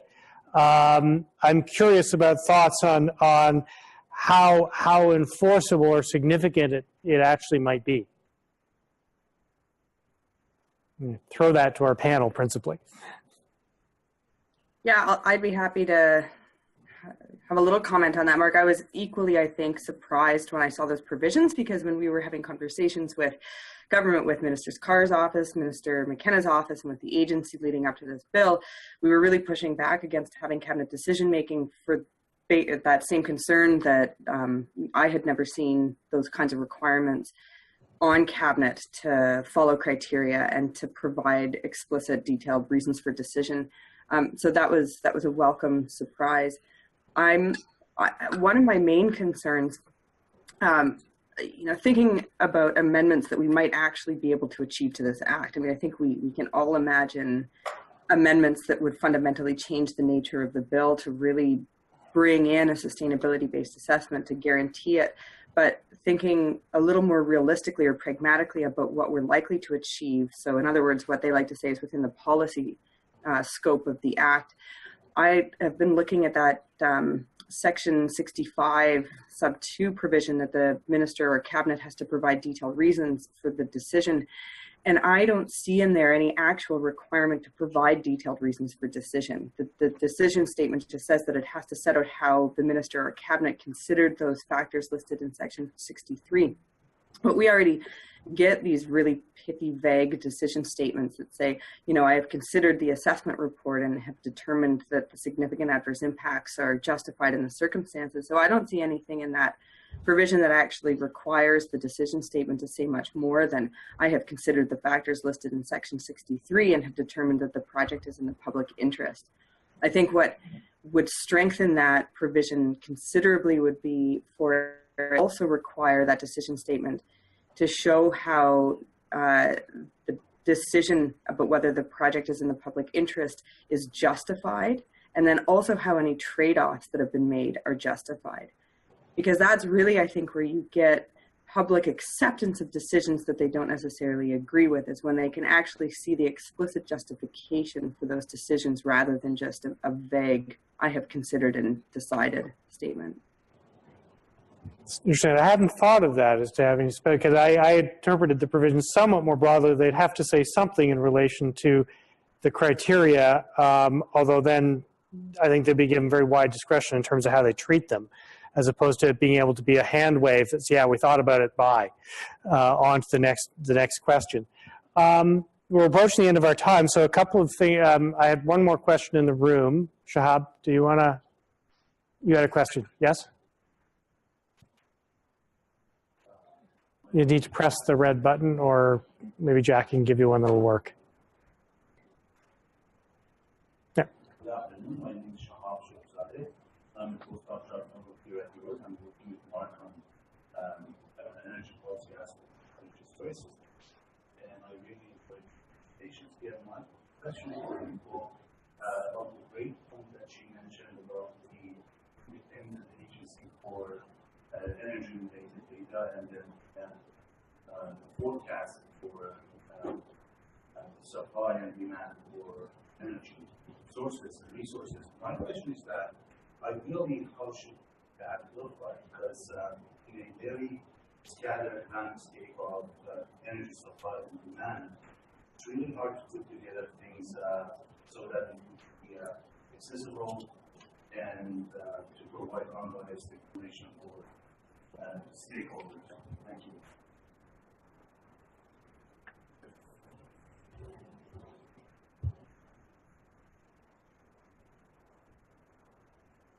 I could tell that that was aimed at me, but I actually couldn't hear the question. Okay. I just got a couple words there. So if you could repeat the question for me, Mark, that would be great. Okay.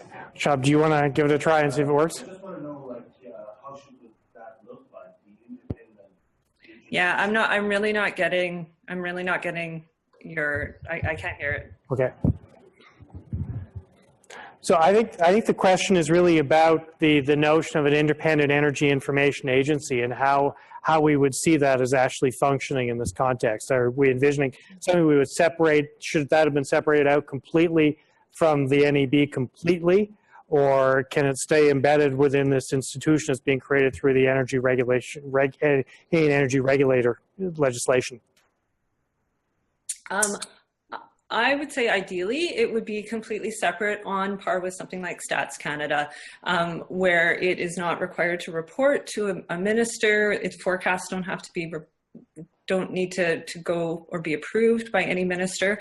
So really just giving it an independent function, in part so that we can ensure that the information that we're getting is credible, but also just so that it's viewed as being unbiased. It's really important that, you know, there's two levels there, right? There's having the best available information, but then it's also whether that information is trusted. And I think ideally it would be completely independent. You know, there are potential ways that you could keep it within the Canadian energy regulator, but I think it would best serve the public if it was completely taken out, perhaps put in as a part of Stats Canada.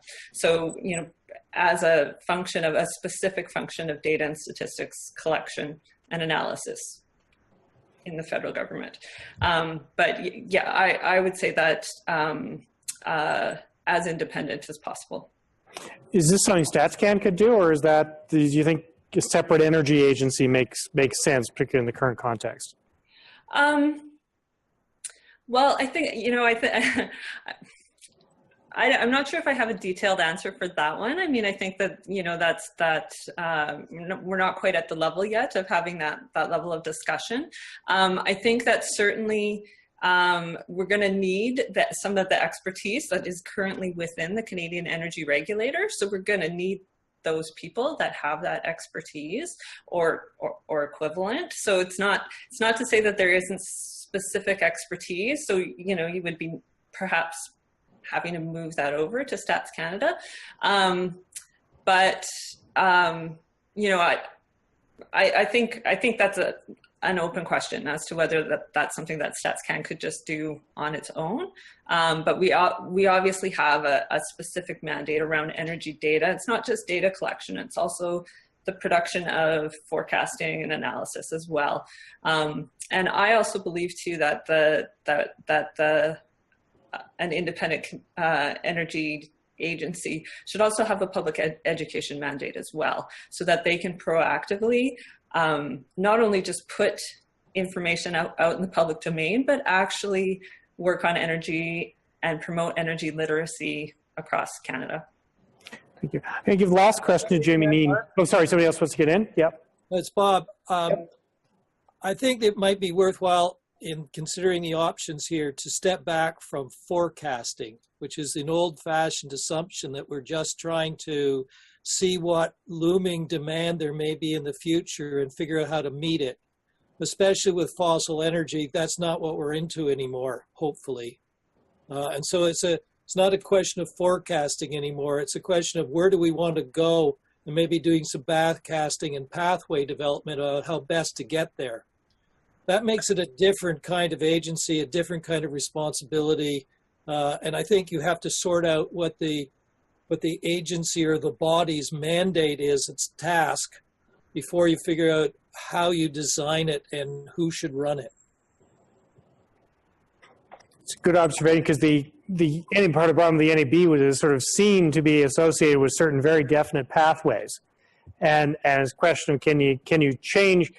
Do you need to change the institutional venue or create a new institution to be able to have conversations that involve different pathways? I mean, it's part of the reason we created the National Roundtable on Environment and Economy, may it rest in peace, was precisely because we thought the existing institutions were not able to think about different kinds of pathways, and we had to go somewhere else to achieve that. I think the last question to Jamie Neen, who's come back to the question of triggering, which has struck me as one of the areas with the Impact Assessment Act where we actually don't seem to have made very much progress at all. We seem largely in the mode of the basic C-68 mode of having a designated project list, as opposed to what I used to think of as a much clearer set of rules around triggering under the old CEAA. But Jamie's question is going back to the designated project list, rather than make it mandatory that listed projects undergo assessment, given the early planning process effectively constitutes a screening process, would it not make more sense to leave the list exemptable, if that's the word as you put it, and make it as inclusive as possible? That is, make the designated project list bigger on the assumption that we can screen things out at the early planning process. So any thoughts on that? Yes, very briefly. I think there's two options, neither of which the current bill reflects. The first is, if you're having an exemption process, which is effectively this early screening stage, then, as Jamie says, you bias the listing in terms of inclusion. If, on the other hand, you have a fairly restricted project list, then you don't use early planning as an exemption device. There should be no screening. It should be how we do the assessment. There may be more and less streamlined approaches to assessment that are possible under that. You could still have a fairly robust list of designated projects.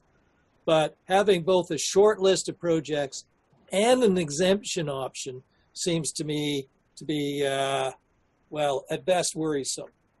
The implication is, even if it's on the designated project list, it definitely doesn't mean it's actually ever going to be assessed. You need to go one way or the other, go with a bigger list where you might take something, a larger, more inclusive notion of designated projects in which you then have a way of screening things out, or go with a short list where there will be an assessment of this project because it's big and it's likely to have some effect. The positive way of arguing it would be that if the government is committed to having an exemption mechanism through early planning, that should be its way of signaling that it means to have a robust and inclusive project list. Yeah. I would add a third option, which is that you have a robust and inclusive project list and you have a separate process for the smaller projects.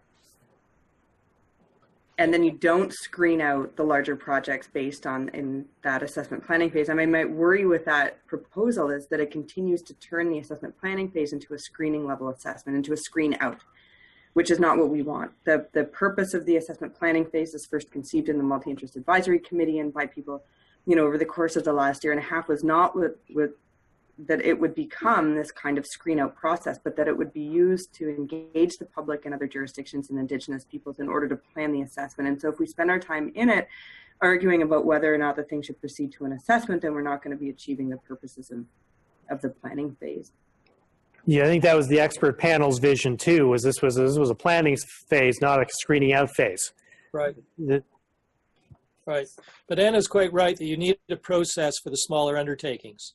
Yeah, I think this kind of emerging and this emerges as a message across all three. The energy part we didn't really touch on, but certainly for fisheries, especially navigable waters and the environmental assessment is question of where do these smaller projects, which are potentially cumulatively very significant, fit into the picture. And part of the message so far seems, fisheries is possibly the most advanced in trying to think about this. We have some form of registration process at least, but otherwise this emerges a very significant gap, especially relative to the pre-2012 CEAA, where you had the screening level assessments. It also captured a lot of things inside the federal jurisdiction, which again seem potentially lost here. If the cabinet's making the decisions, for the most part, the actual number of things that can be assessed is going to have to be fairly small. On that note, I'm going to wrap up because we're already slightly into overtime. I've noticed in the traffic there's been quite a lot of questions into which the answer is yes. One, we are recording the session and we will post it on the SEI website as soon as Michael can process it. And two, as I'm doing right now, I will also be asking our speakers for their slide decks, as our usual practice is to post them on the SEI website as well. And we'll turn all of that around as quickly as we can. Clearly, this is all in play. The legislation itself, as I understand it, C-69 is either being finished on second or has passed second reading, or at least the last traffic I saw was heading that way given the time allocation. So this train has left the station and is heading towards committee. We will continue to stay tuned. And on that thought, want to thank all of our speakers and thank everybody here in the studio, and thank Michael O'Reilly for his help in organizing this, and Adam Jones, who is usually with us but isn't, but is committing, became a father last week, so we will excuse him from duty here, but thank him for his efforts in getting all of this to happen as well. And as the story evolves, we may well reconvene everybody and in a little bit and see where we have got to. But for now, I'd like to thank everybody, and we will close here. Thank you very much.